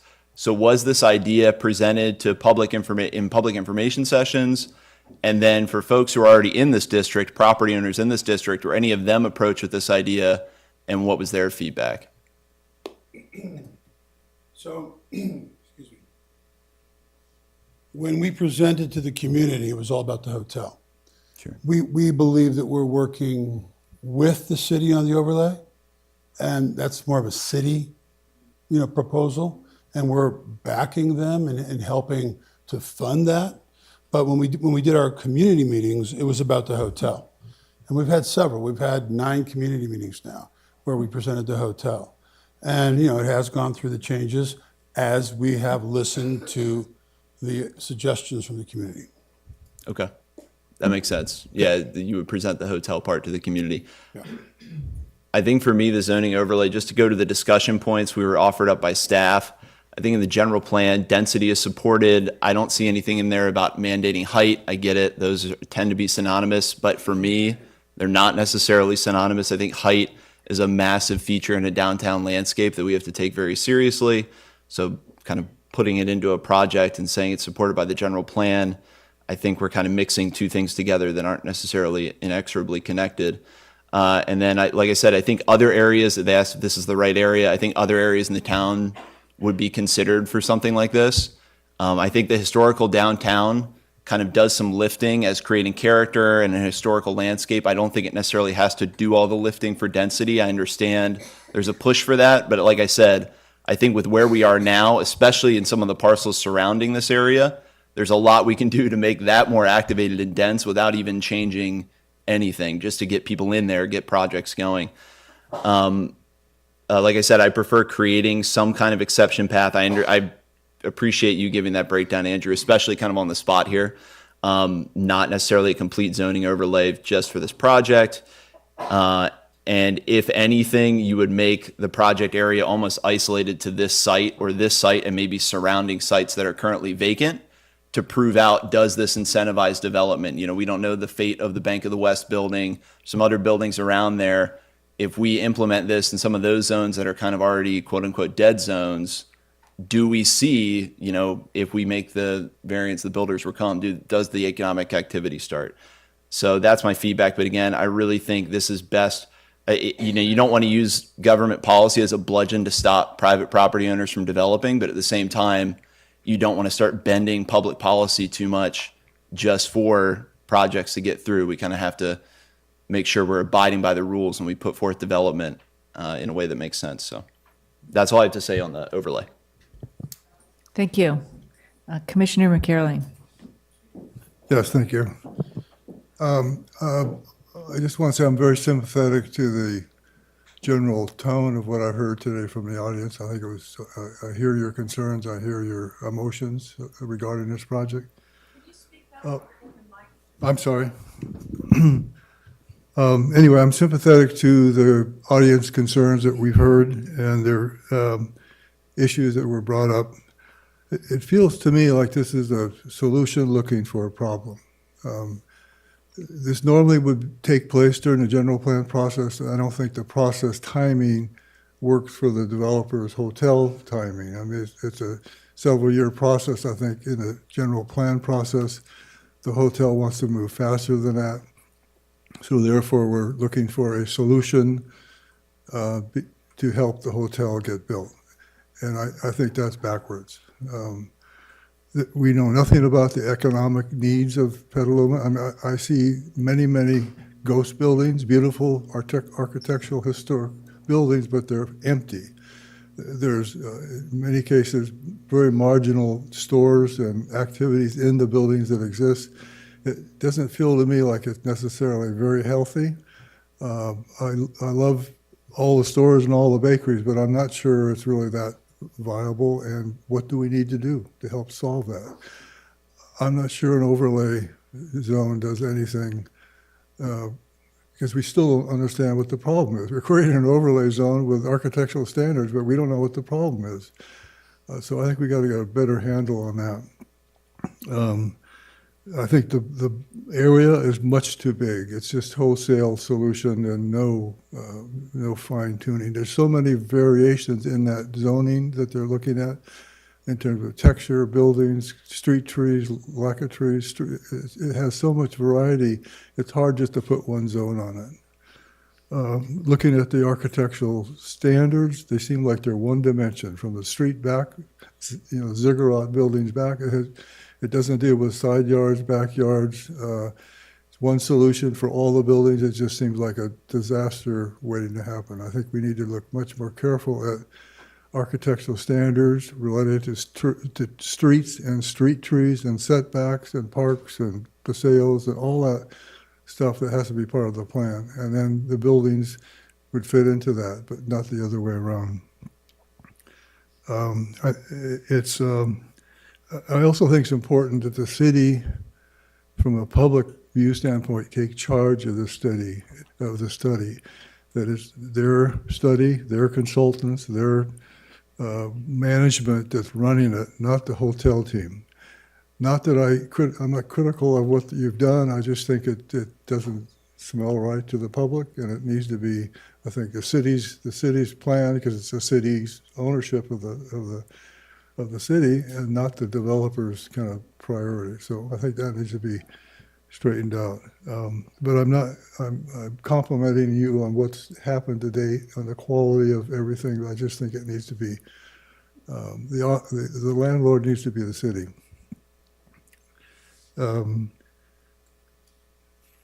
So I think it's too big and too basic of a solution, too much of a bubble. We know nothing about the retail, the future of retail, where it's going. I mean, it is a major change in retail and commercial, and I don't think anybody knows at this point what's the solution. So how do you create a bubble solution to something like that? I think we should be light-handed. It was mentioned light-handed is a good word, and more surgical in terms of I like the idea of the hotel. I like the idea of the financial impact. I like the idea of the quality of what it would bring to the town. I just think it has to be the right fit. And I'm not sure we found it yet. So I suggest scale it down, scale the study down, scale the bubble down, and maybe scale the hotel down a bit. Thank you. Thank you. I just want to say that I agree with a lot of the comments that have been made tonight, and I am not opposed to densification or increasing height limits. In fact, before I lived in Petaluma, I lived in a town in the East Bay called El Cerrito, where a downtown plan was developed and a lot of high-density housing that was quite tall went in on San Pablo Avenue, and I look at that over 25 years, and I see that there's been a lot of success there. So I also am a firm believer in bringing in businesses that will be a catalyst for economic development. And so in that regard, I think this is one of those good ideas. But it occurs to me tonight that there's kind of three big things, like the where, the what, and the when. And so we've heard a lot of comments about, where this should go and how big should the area be, and should we be a little more light-handed and limited so we can manage maybe the unintended consequences and start a little slower. I think that we could allow higher buildings in, but we have to have very strong protections for our historic buildings that are existing. So that's a little bit on the where.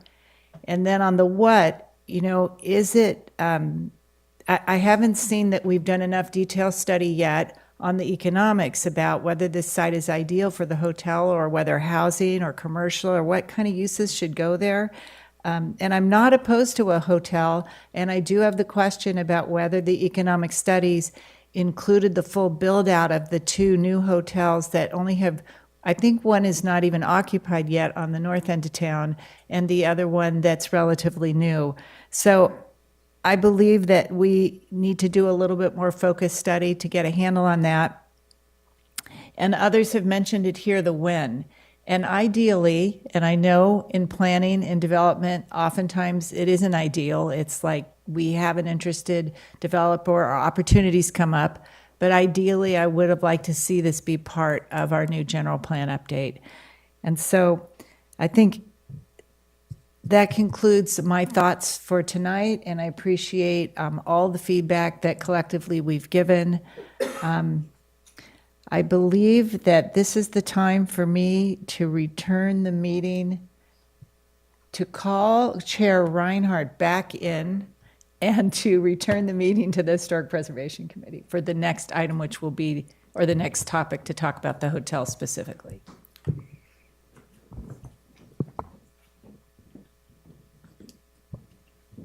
Great.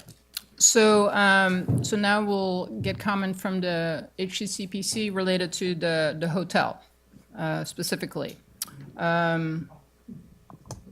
So, first of all, the lot that we're talking about has been empty for about 15 years now. And I am appreciative that somebody is taking a look at this and taking on this project. So kudos for that. But our role, as I said earlier, for the HCPC is really to look at giving feedback on the hotel and how it will impact the historic district. Again, Diana Painter was the architectural historian that was hired to do an analysis of how this hotel would impact the downtown district. And the things that she had to use to do this were the downtown design guidelines, as well as the Secretary of Interior standards, and to evaluate the project. And the issue here is that those guidelines are from 1999 and not very specific. So, and the standards really don't address the new construction that we're talking about. So in other words, she didn't have much to go for as far as guidelines to evaluate this project. And so, one of the things that I do agree with her in her report is that, and she kind of talks about it in summary, that there has been a loss of historical integrity on the south end of the district, and there are no contributing historical buildings right next to the hotel proposal. And so I think a hotel or some kind of a building there related to that would be a strong gateway to the south. And so I do think that that lot is important and it could be significant for that. But I also appreciate the modifications that have been made since January. The fourth and fifth floor that have been set back, as well as the architectural anomalies that have been addressed or talked about today. But I still feel that the proportion and scale of the building in relation to the surrounding historic structure is not in balance with the district. I mean, we're talking 45 feet to 70 feet. That's like 55% increase. And so I don't think it respects and enhances the downtown as far as the height. And so those are my comments related specifically to the hotel. So I'll pass it on to Member Whitley for comment to the hotel. Okay, so specifically on the hotel, looking at the evaluation of the impacts, as I mentioned earlier, evaluations on historic buildings are a little bit more concrete than impacts in historic districts. This is what I do as a profession with regard to archaeology all the time. So this is something that I'm very familiar with, looking at National Register guidelines and evaluations of significance and integrity and all these kinds of things. And I agree with most of the findings of the architectural historian with relation to the district as a whole.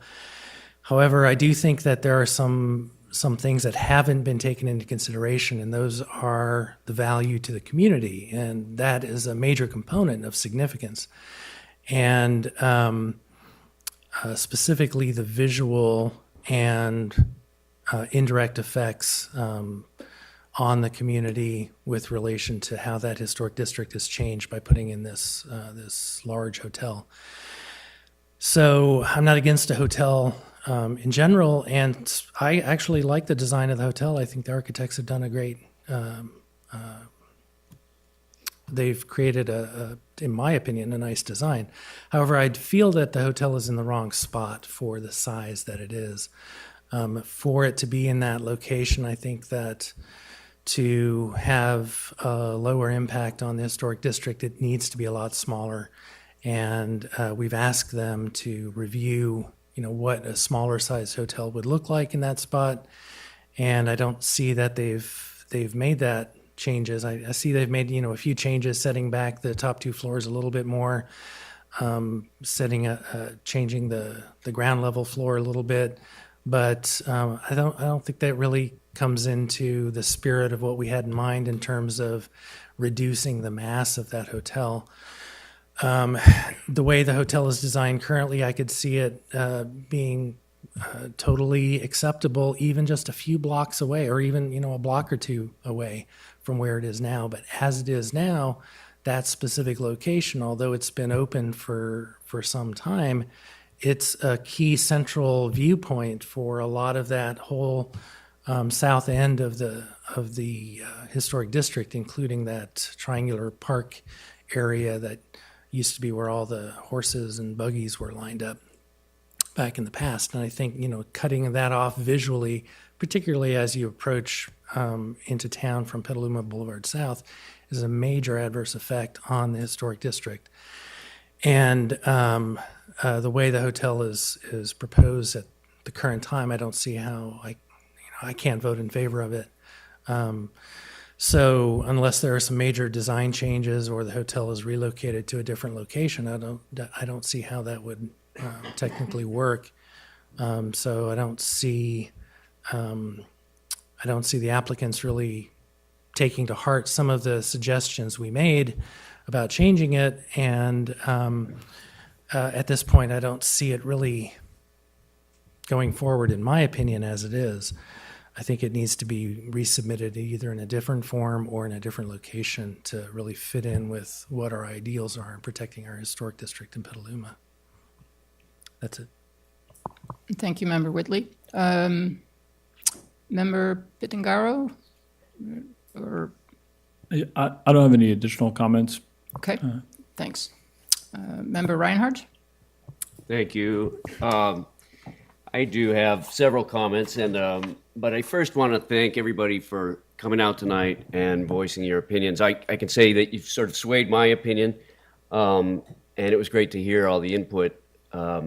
I came prepared to support the hotel, not exactly as proposed, but having worked on previous proposals for a hotel at this location, I see it as a whole package, and I know how much trouble Ross Jones went through to try and get his approved as a smaller hotel and provide parking, and it just didn't happen, and I thought that was really too bad.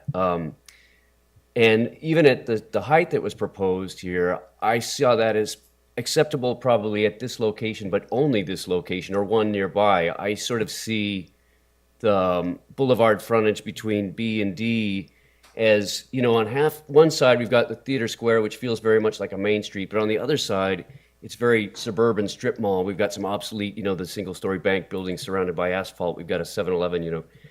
That, to me, that needs to change, and I think this is the kind of catalyst that would do that. I don't think the whole thing should be 60 to 70 feet tall, but I think that this is a great opportunity for a gateway architectural building and to get some density, and maybe that whole block becomes a mix of hotel, mixed-use retail, and housing. So anyway, I was supportive of it, but I think it's undeniable that this proposal is not going to fly as is. So if it needs to be 6 stories in order to pencil out to provide the ground floor 3-meal restaurant and to have a roof deck, then I think it's going to have to be some kind of world-class architecture that we haven't seen, you know. And I would be supportive of that too at this location. So I think this is one opportunity where an exceptional height would be allowable, if provided it was the right building. It really does need to be supportive of the districts, but I think the way to do that is to be, you know, our historic districts are really have their value based on their integrity is based on the authenticity. You know, we've got buildings representing all ages through Petaluma's history. And I think this building, it can't mimic that. It has to be the best building of today, you know, and so I think that's the way to respect our district. And also to make Petaluma, you know, to move forward. We need a great representative of 21st century architecture. So I see this as an opportunity, and I think we kind of would like to see us look forward to that and find a way to make it happen. I think the hotel, this type of hotel, I think it does have a place in Petaluma. You know, it's going to serve a market that's not served right now, but I think there is a niche for it. You know, it'd be great to bring this market to town. Again, it's more the package than the program. I think that's the problem here.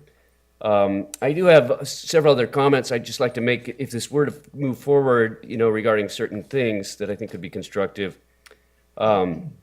Regarding parking, you know, that's the real lightning rod. I usually try and avoid that topic because I try and walk, you know, downtown. But it's undeniable that we've got so many comments about it. And looking at this, I wanted to believe that the parking district was adequate and the hotel and restaurant could provide free valet parking and everything would work. You know, they would just use the structure. But I've been told that before COVID, the structure was full. So, and now there are other businesses that are relying on the district. So it's somehow we've got to figure out a way, if we're going to facilitate any kind of development in this area, then we've got to figure out the parking district. At least, I want to say that if this site had to park, all of its capacity had to be on site, I think that would be the worst thing that we could have. I mean, it would probably have to look like a parking structure. The ground floor would be dead. It would look like a parking structure. There would be no restaurant. It's not what we need. We need to figure out how to get the parking we need and allow a hotel to have a ground floor, you know, a lively streetscape. So I'm not sure what the path is to solve the parking problem. I remember what Ross Jones went through to try and get agreements all over town, and he still couldn't get it approved. So I think maybe the district is inadequate. And I asked earlier, you know, what kind of contribution will this project make to the district? Again, I usually don't comment on that, but in this case, you know, that's been killing this project for years and years, so it needs to be solved. Okay. Let's see. I think this proposal has some real positive architectural ideas. You know, I like the materials. I like that it's authentic materials. They're not a bunch of fake bricks or screw-on do-nothings. I think the balconies are good. The roof decks are good. I think the most critical thing to this proposal will be an active street frontage. You know, the ground floor needs to be active. This has got to be an extension of the downtown commercial district. That means There's got to be life. It's got to be a 3-meal restaurant, some kind of retail. It's got to continue the street frontage. I think that's the most important thing. And so it's got that, and I think that's what makes it work. Without that, if it had to be parking, no way. That's a non-starter. I think, again, there's some really nice details. The architectural metalwork that was shown, I like that.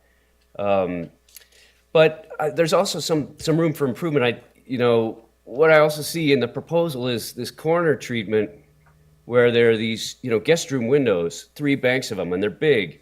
And I know if those are guest rooms, the curtains are going to be closed most of the time. They're just too exposed there, and that's not the corner treatment we need.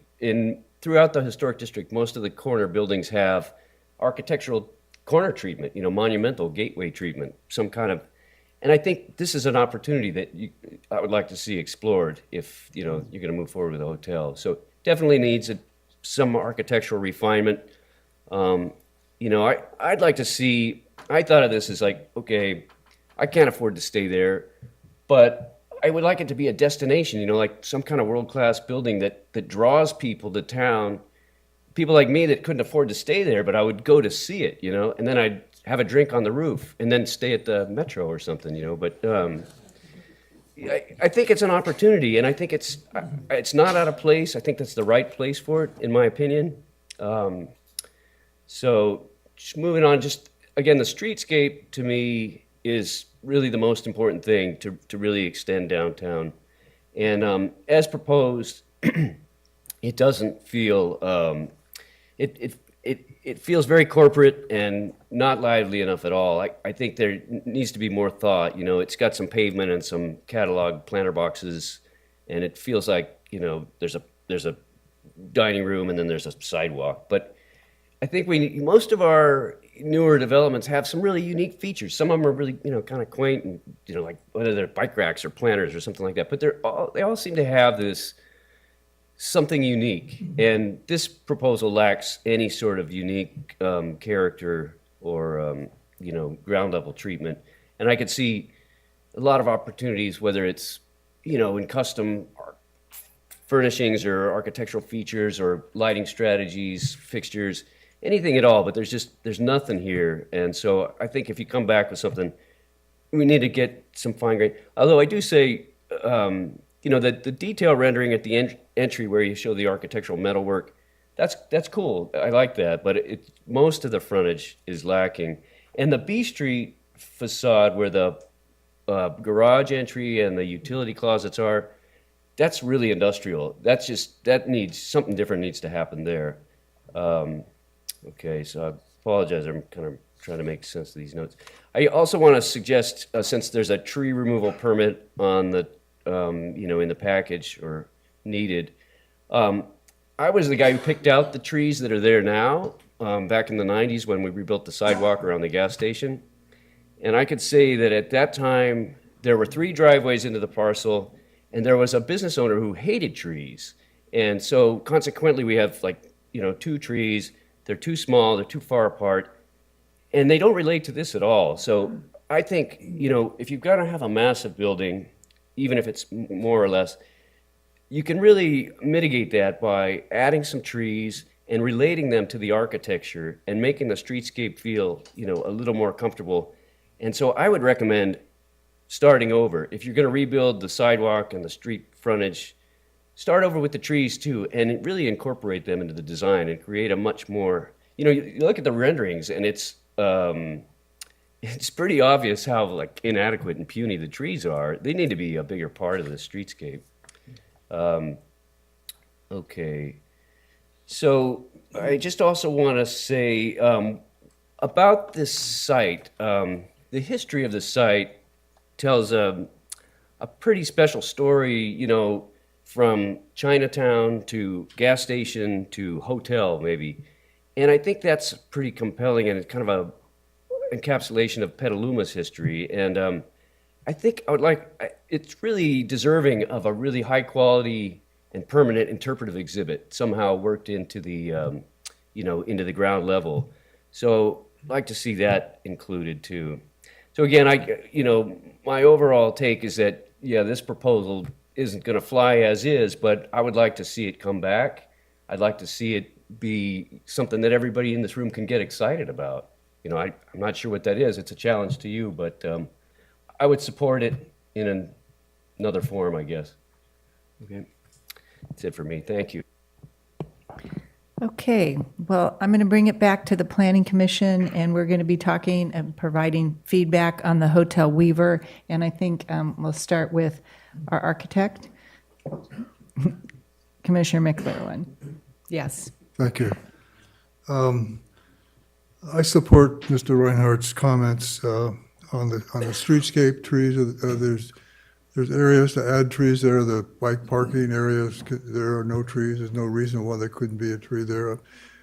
But I think the urban edge of that should be more trees than it is. I like the quality of the design, the balcony, the wrought iron, all that stuff, but I don't like the design too much. There's something missing. It doesn't seem to fit very well. Not that it should be the same, but it doesn't fit in terms of, you know, everything in that street are primarily vertical windows, a vertical proportion of windows, and you've got these wraparound things that just, it seems kind of a slap in the face. The rooftop floor is 50% enclosed structure, so that's my guess. Almost 50% of that is an interior space. It probably will hold about 100 people. So if you consider that you've got 93 guest rooms and 100 people in the rooftop and a bunch of people in the Charlie Parker restaurant, I don't know how the parking works. I don't know how the guest experience will be. I mean, trying to get your car picked up, and you have one drop-off space on Petaluma Boulevard, which is insane. I mean, you're going to have people stacked up trying to get to that drop-off, waiting for the car in front to unload their luggage. It just doesn't seem to make a lot of sense. The quality of the hotel and the quality of the experience of getting to the hotel are entirely different. On the rooftop, I think it's important not to have heaters and umbrellas visible from the street, because all of a sudden, you know, Petaluma is not Newport Beach. You've got wind in the afternoons and the evenings. It's cold in the evenings. It's not, I would say, rooftop environment. So you have to protect whatever you have up there through the weather. And I hope you don't have heaters and plastic tents and things like that that make it work. The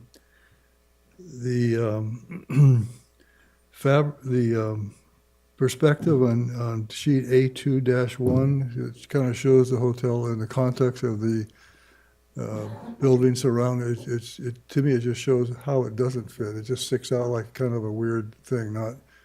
It doesn't blend. It's not an icon. It's just kind of a weird component. So that perspective does not do your hotel any justice.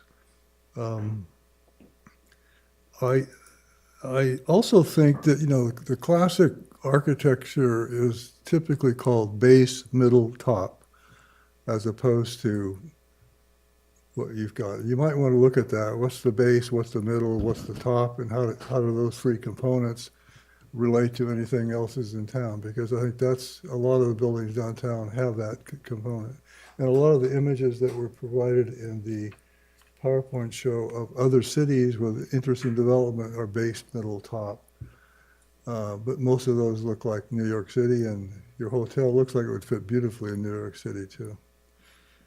So that's my comment. And the I'd really consider the drop-off experience, because that could be a traffic issue on Petaluma Boulevard that everybody has to deal with, and it doesn't work too well. Thank you. Thank you. Commissioner Rackson? Thank you. I'm going to, again, have just a couple questions for the applicant team. One of them comes from the last public information session. It was mentioned that there was a traffic study performed or imminently to be performed. Do we have any data on traffic or parking yet, or something planned in the near future? Yes, we had a traffic study performed already. It's being updated. Can you please use the microphone? Sorry. Yes, we did have a traffic study done a year ago.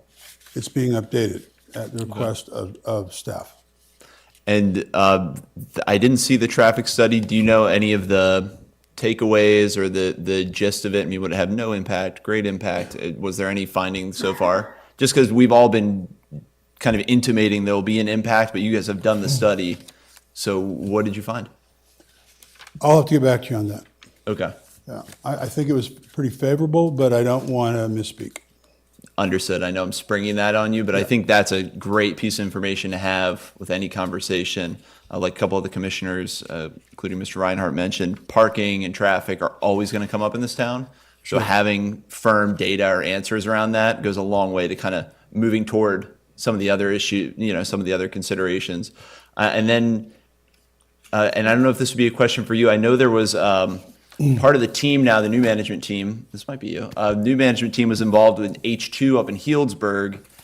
And I'm wondering, not that this is necessarily the same as that project, but they have some of the similar elements in terms of like street frontage. And I don't recall that being 6 stories.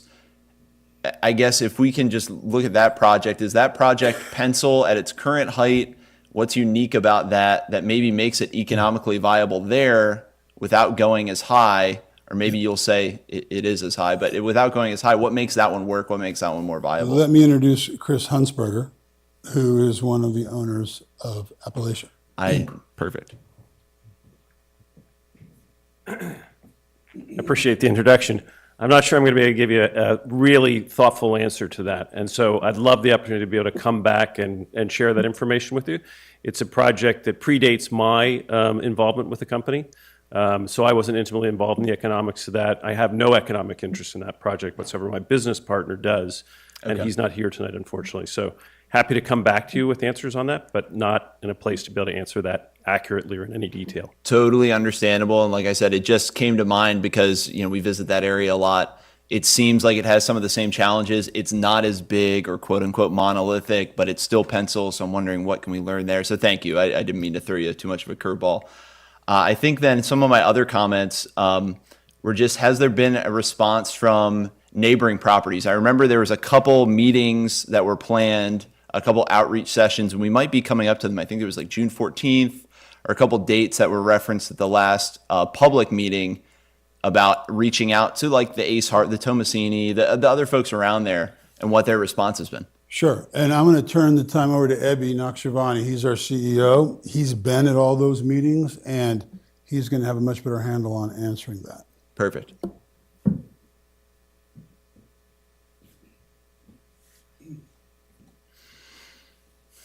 Good evening, Madam Chair, members of the Commission. Thank you very much for your time. I want to thank you for this late hour. We have had, as some of you have attended, many community meetings.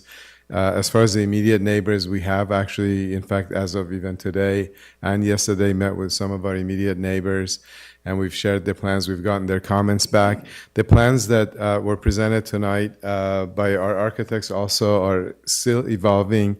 There were comments made about the fact that the B Street side it still has somewhat of an industrial look. So we actually started the community meeting process as opposed to most of our peers and developers and their approach. We started at a very early stage, and unfortunately and fortunately, when you start at a very early stage and you have plans that are evolving, the community looks at it at the first glance, and I think it's a little bit difficult to communicate that these plans are evolving. This is not the final plan, and I think the plans that we presented in our first community meeting have actually evolved quite a bit. And the reason some of the meetings that we had, the same plans were presented, because creating these renderings takes a lot of time, and making incremental changes over time is extremely difficult. So we would have multiple community meetings. We would collect a lot of feedback from the community. We would go back and make those changes and bring them back. I think we've had 2 evolutions of the plans so far, including the ones that you saw tonight, including the entrance element that we introduced, including the wrought iron balconies that we introduced, and the materiality as well has changed since we first introduced the project. And by actually the next meeting, we're actually planning to make even more changes. And the plans have been made available at one of the local LiveX. Yeah, so that the renderings and the boards are available for community viewing. We also post all of the updated information on the website for the hotel itself, not just on the company website. And we've actually made direct outreach to the neighboring properties. I believe there's one more left that we have to do, but all of our immediate neighbors we've met with already. And what was the tenor of their feedback? Would you say it was close to what we heard from the public tonight? Was it more, was it more nuanced, or what would be your kind of summation of feedback thus far, just so we know? Yeah, the feedback is basically in terms of the biggest comment I would say in order of priority is the architecture of the building.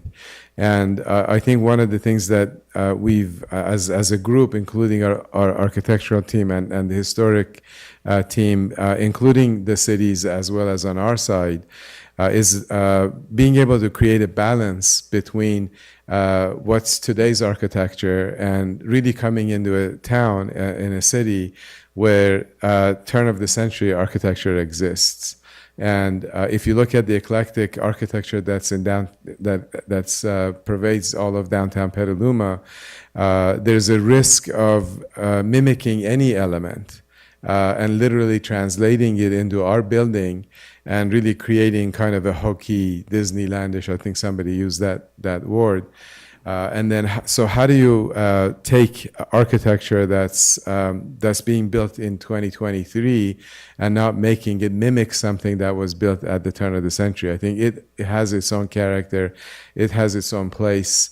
The Masonic building, the theater, existing theater building, which is next to us, versus what we're proposing. So how do you create that balance where the project looks real, it looks relevant, but it's not really trying to mimic any of those materialities. But I think that's not to minimize the comments of the community, and that's exactly why we started this process more than a year ago to bring the very first rendering to the community and saying, kind of, give us some feedback and let's hear your thoughts as to how we can evolve the project. Well, it's great to hear that you have reached out to folks. I do appreciate your community engagement. And what you're saying, mimic, as I tried to understand this project, I think the appendix we had, it was labeled that it was from the HCPC last study session, but it still said Hotel Weaver. I was like, is this? And I know so much was evolving. And then tonight I saw some elements that I hadn't seen before. So I know there's a lot in this shifting, so it's hard to pin down, kind of, aside from repeating what everyone else has said, pin down exact feedback. I would say that in reading through the Painter report, I think there was a lot of good ideas in there for what the common themes are to mimic. And I saw, you guys do that kind of bay style, trying to mimic some of those other frontages, but I also saw like rounded windows. She talked about the dimensionality of that flat surfaces, how they would have like window setbacks, or obviously like fenestrations that you're saying you don't necessarily want to make too hokey. But there were some other elements in there I wonder if we can incorporate. And then the other big one, and I think one of our HCPC members hit it on the head, was opening up that view shed to the rest of that historic area, that little center park, which I never thought of as a park, that little sidewalk in front of McNear's, but opening up so when you come into town that you're still seeing that view shed. I don't know how you'd open that up with a square building. That corner feels like it's going to slice that off no matter what you do. But some idea around that. And with that, I think having renderings in a future packet of just what it looks like street level, like I appreciate the corner view. And now we have some other contextual from different viewpoints in the city where you kind of see how it impacts the city from further away. But I think having something coming Petaluma Boulevard North, Petaluma Boulevard South, what does it look like? I think we hit it, coming into town, I think it will have a big impact. It'd be really useful to see that. And then that's a prompt to start thinking, all right, how do we change this? So that would really be all my tangible feedback, is to look at the other aspects that were referenced as kind of relational to the other architecture. I think she laid out a lot of good ideas there. And then I think opening up that downtown view shed would be another great thing to see. But yeah, thank you for the time and Yeah, absolutely. answering the We'd love questions. to look at that. And if I may respond to one comment you made in terms of and I know the district plan discussion has come and gone, but in terms of how the hotel relates to the district plan, I think one of the comments that I heard is about the size of the district plan. And I'm a civil engineer by education and practice. We have an engineering company as well, and we do a lot of planning, and I've participated in many specific plan environmental documentation. And I think as I look at the city staff's efforts, is that, again, there's a balance to be struck with whether you're piecemealing this, and I think looking at smaller areas then has the risk of ignoring the impact of whatever you're planning to the area that's adjacent to it. And so when you look at the size, it doesn't necessarily mean that everything within that area that's being studied has to change.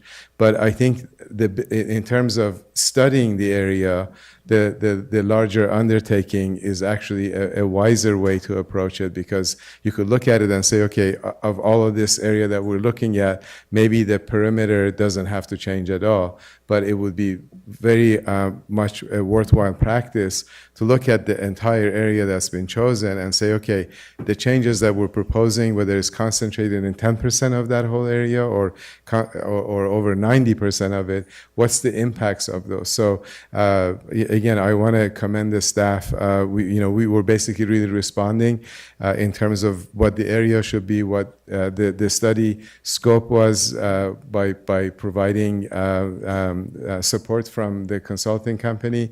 However, as far as the hotel itself is concerned and the location that we're proposing, and it's kind of as it relates to the district, I think one of the key things that we've looked at is exactly those view corridors in terms of what the impacts on all of the adjacent properties are, as well as how downtown Petaluma is sort of planned to develop in the future, not dictated by us, but by what the staff and the city see it happen. Okay. Well, I Thank you. appreciate that. Yeah. Thank you. Thank you. And comments from Councilmember Cater Thompson. Thank you. I actually agree with Bill's comments. I appreciate them. And, I think this corner needs to be activated.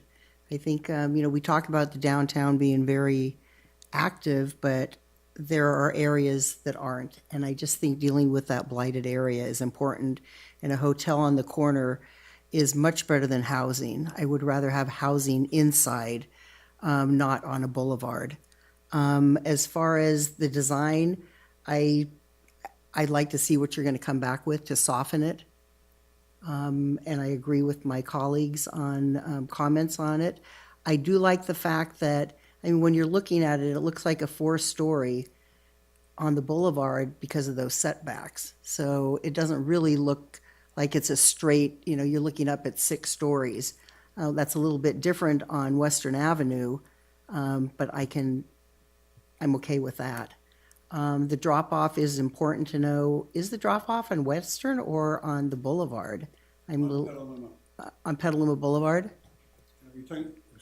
You're talking about the drop-off for the valet? Correct. Yeah, it's on Petaluma Boulevard. Okay, it seems like maybe Western Avenue might be a thought. C, excuse me. You're right. And I keep going to have- Western Avenue we have on C Street. We have B Street. B Street, or B, Petaluma. A, B, C, D, yes, B Street. Yeah, and the reason we chose, Petaluma is because that's where the front door is, the lobby entrance, the restaurant entrance is. That, And it's possible that there could be unintended consequences with that, with the way traffic, can be. Sure. Other comments, I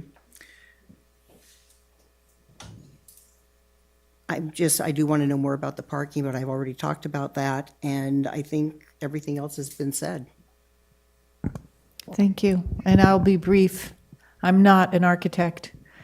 So I actually like some of the elements of the building, and I'm looking forward to seeing some refinement. Some of the building materials also were nice, and I agree that a hotel could be viable at that corner. The one thing I would ask for staff is when we get to looking at the details in the environmental review, I think it would be important to look at an alternative that could be built under the existing zoning and the existing height as one of the alternatives. So with that, that concludes the input from both the commission and the committee on this item. And I'm going to close the meeting for item number 2. And the Historic Preservation Committee meeting is adjourned, and those committee members are free to leave the meeting. I'm going to ask for a 5-minute break before Blake returns to chair the rest of the Planning Commission meeting. But I want to say I'm just finishing up a 4-year term on this Planning Commission, and this is the first time I've been able to chair a meeting in person. That's how long we were on Zoom, and I really appreciate it. Thank you. And Sandy, thank you for your service.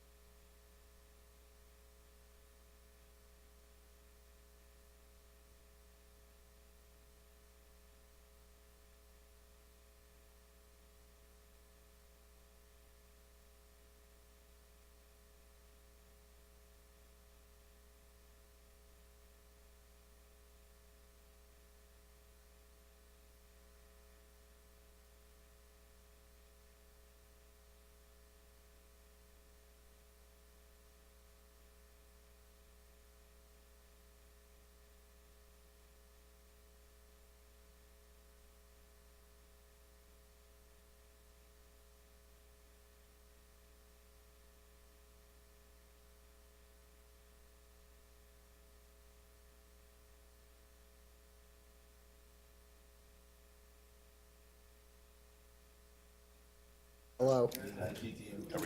Hello, hello. Hey, folks. Hey, folks in the back. Thank you so much. We're going to get started now with the rest of the meeting. Thank you, everybody, for your time.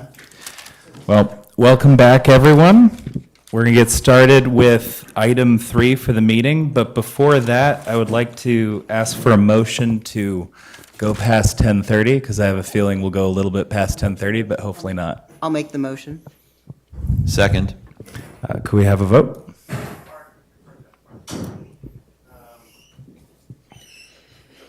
Bauer, absent. Hooper, Yes. McGurlane, Here. Potter, Aye. Rackison, Yes. Wistman, absent. Cater Thompson. Aye. Perfect. Okay. Now we're going to move on to item 3, recommendation to the City of Petaluma Planning Commission to approve a resolution making a general plan conformity determination consistent with California Government Code Section 65402A for the purpose of acquiring a parcel of land comprised of portions of APNs 019-210-038, 019-210-039, and 019-210-010, located at 1601 Petaluma Boulevard South. This item requires a public hearing, and I would ask any commissioners to expose ex parte communications they may have had. Okay, and we'll move on from there. And now we can begin with our public hearing, and I'd like to invite Andrew Triple to begin the presentation.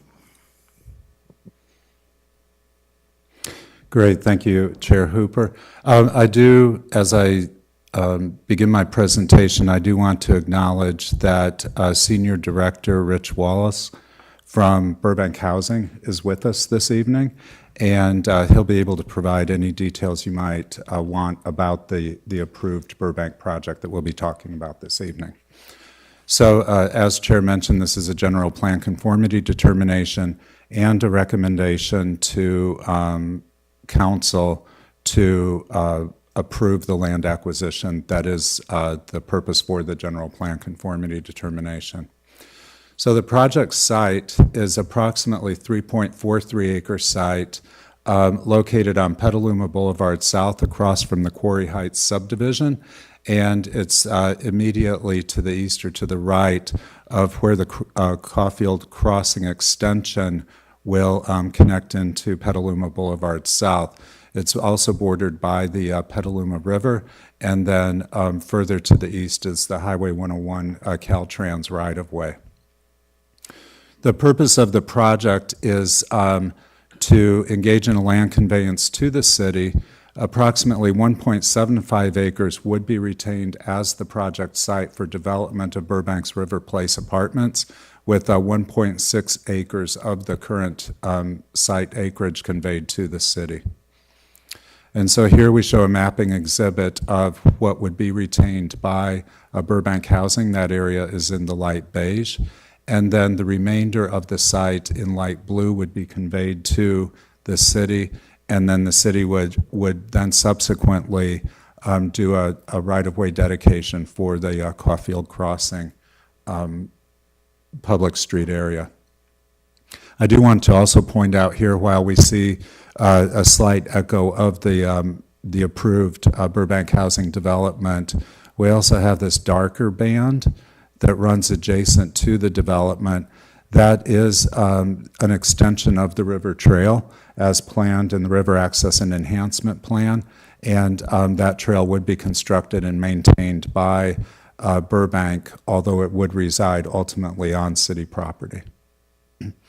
So the project details, the Burbank River Place Apartments is a 50-unit project, 49 affordable units plus 1 manager unit. It is 100% affordable.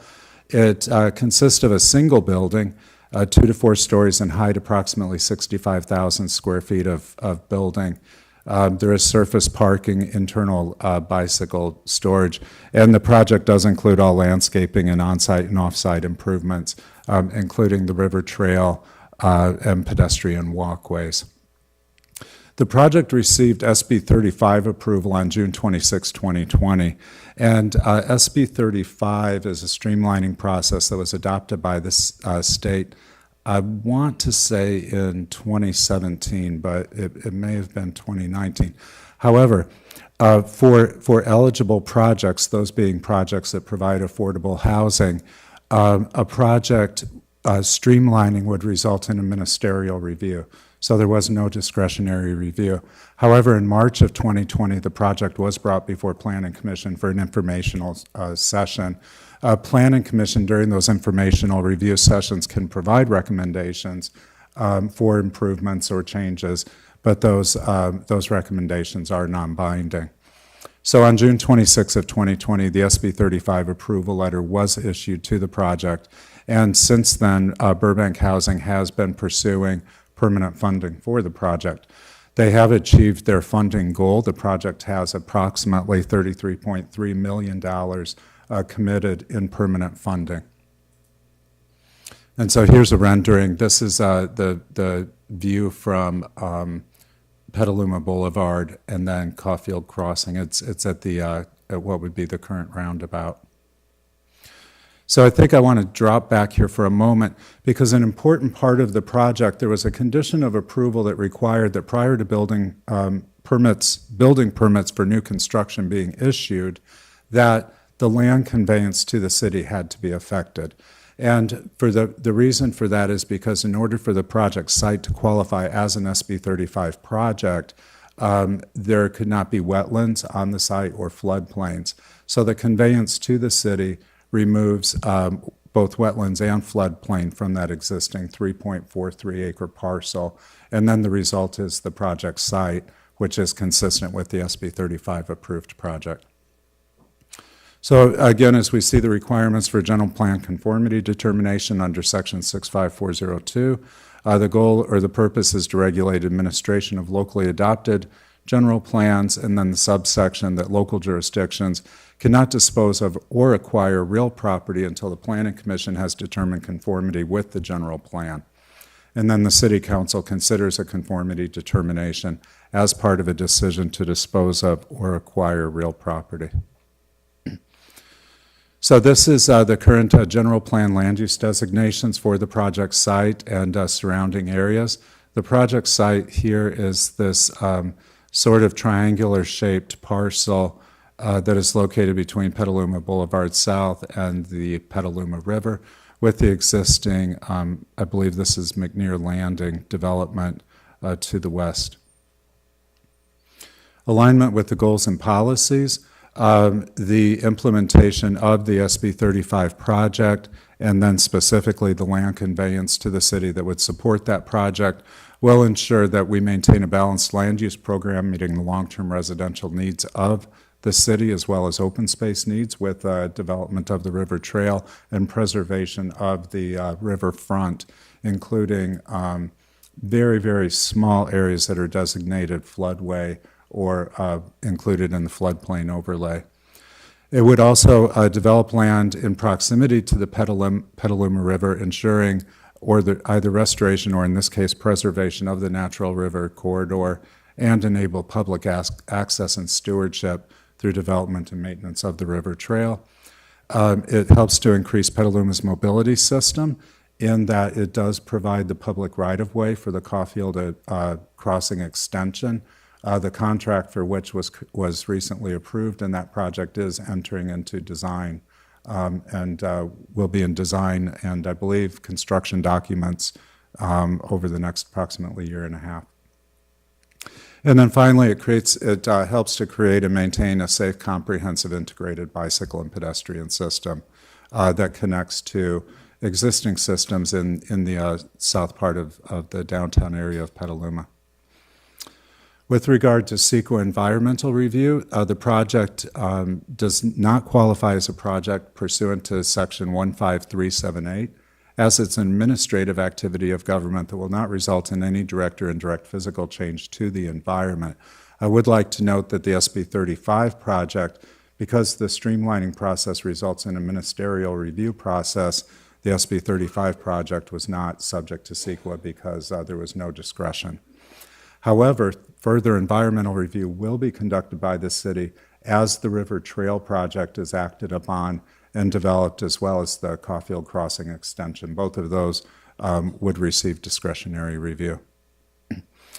The project was noticed in compliance with the Brown Act in that this meeting item was published on the Planning Commission agenda, and one public comment was received in support of the proposed resolution.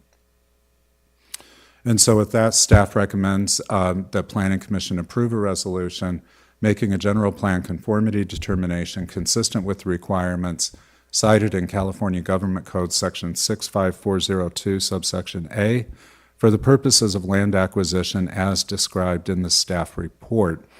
I do want to make a correction to my initial opening statement in that that recommendation does not include a recommendation to City Council to acquire the land. There's no need for Planning Commission to include that recommendation. So the resolution does read correctly that it is only the resolution making the general plan conformity determination.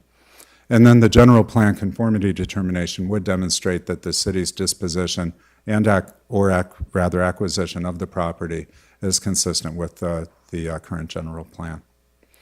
And so for that, if you have any questions, I'm available. And as well as Mr. Wallach is also available if you would like additional details about the approved project. Thank you.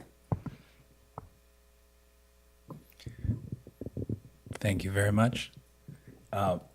Before we jump into questions, I am just going to ask, obviously we don't have public comment, but I'm just going to ask if we received any public comments prior to this.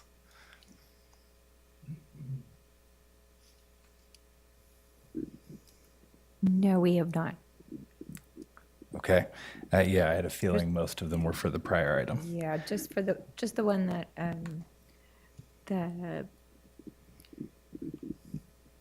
planning manager Triple mentioned. I believe we have one public comment that needs to be published to this agenda item. it is one It did more. actually get mixed. Is it already published? Yes. Yeah. Okay, great. Then that's the only one, and it has been published. Okay, then I will close public comment, and then we will move into commission questions for staff, and we'll start. Good evening. Rich Wallach here with Or we can Burbank move Housing. straight into the applicant report. My apologies. Sit back. Either one. I have a question, I don't know, Andrew or to whoever, but when this was approved in 2020, given that Caulfield Lane extension is a high-image arterial highway, that cross-town connector, is there any landscape ingredient in this site plan or approved? Is there any, what is the edge between Caulfield Road and the project? The primary purpose of the frontage is the entrance to the development itself. I don't have the plan in front of me. I don't know if you've got plans to show landscaping. I'll be pulling it up momentarily. Yeah. There's extensive landscaping in the project itself. As far as the frontage, I can't. Yeah, I'm mostly concerned about the image of that, because that's a major Petaluma entry point, and it needs to be decent.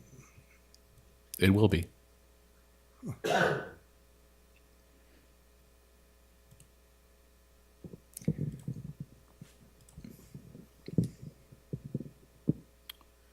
Okay, so let's see here. We'll go.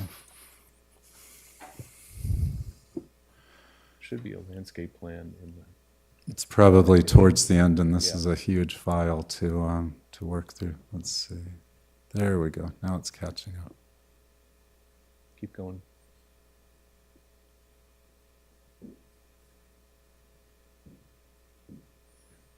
So I think this is a great place to demonstrate that the Caulfield extension was anticipated as part of the planning for the project.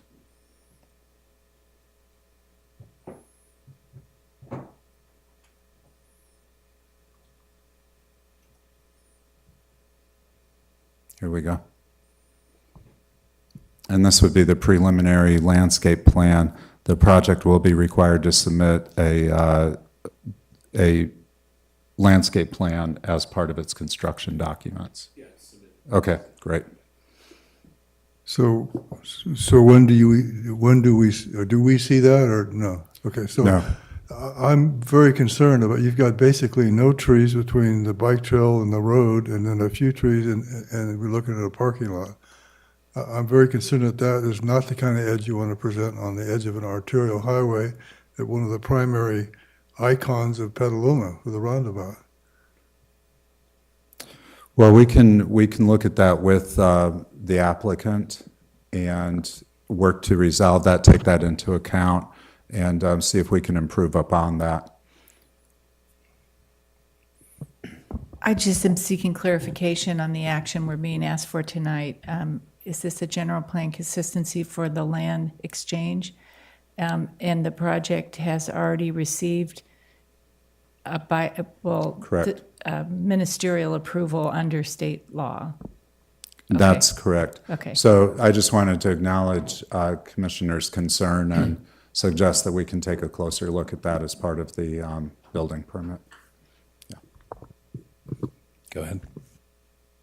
Just with the northern parcel, the strip along the river, is it staff's estimation that conveying this to the city of Petaluma, and just reading the general plan goal for the Petaluma River, to provide kind of easier restoration of the natural river corridor, provide for adequate storm flow, and enable public access and stewardship? Are there any plans for what's going to happen to that strip as a piece of floodway? Do you think this, moving it to the city, better enables reaching those Petaluma River goals from the general plan than keeping it with the current developer? That's a great question. At this point in time, the city would not have any plans to take action to restore those wetlands or to restore that river bank. But in the future, should we engage in a restoration along that stretch of the river, then it would be owned by the city, and we would be able to direct further actions. So it'd be made more possible. Okay. Right. And that's my only question.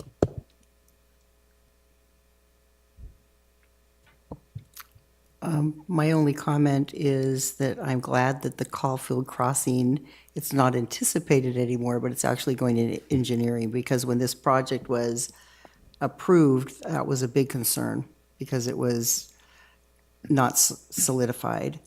And I do agree, the land, just to, review the landscaping, and the more trees, the better, because it is the entrance into our community. And with that, I will make the motion to pass resolution 2023-1010. I'll second it.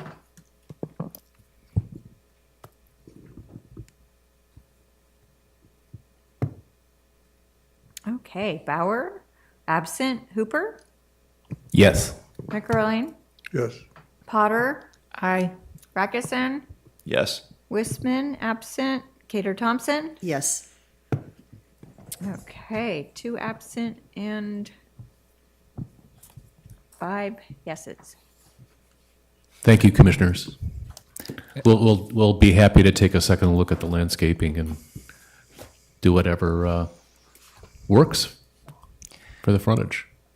Well, thank you very much. And with that motion, we will happily call this meeting to a close. Thank you, everyone.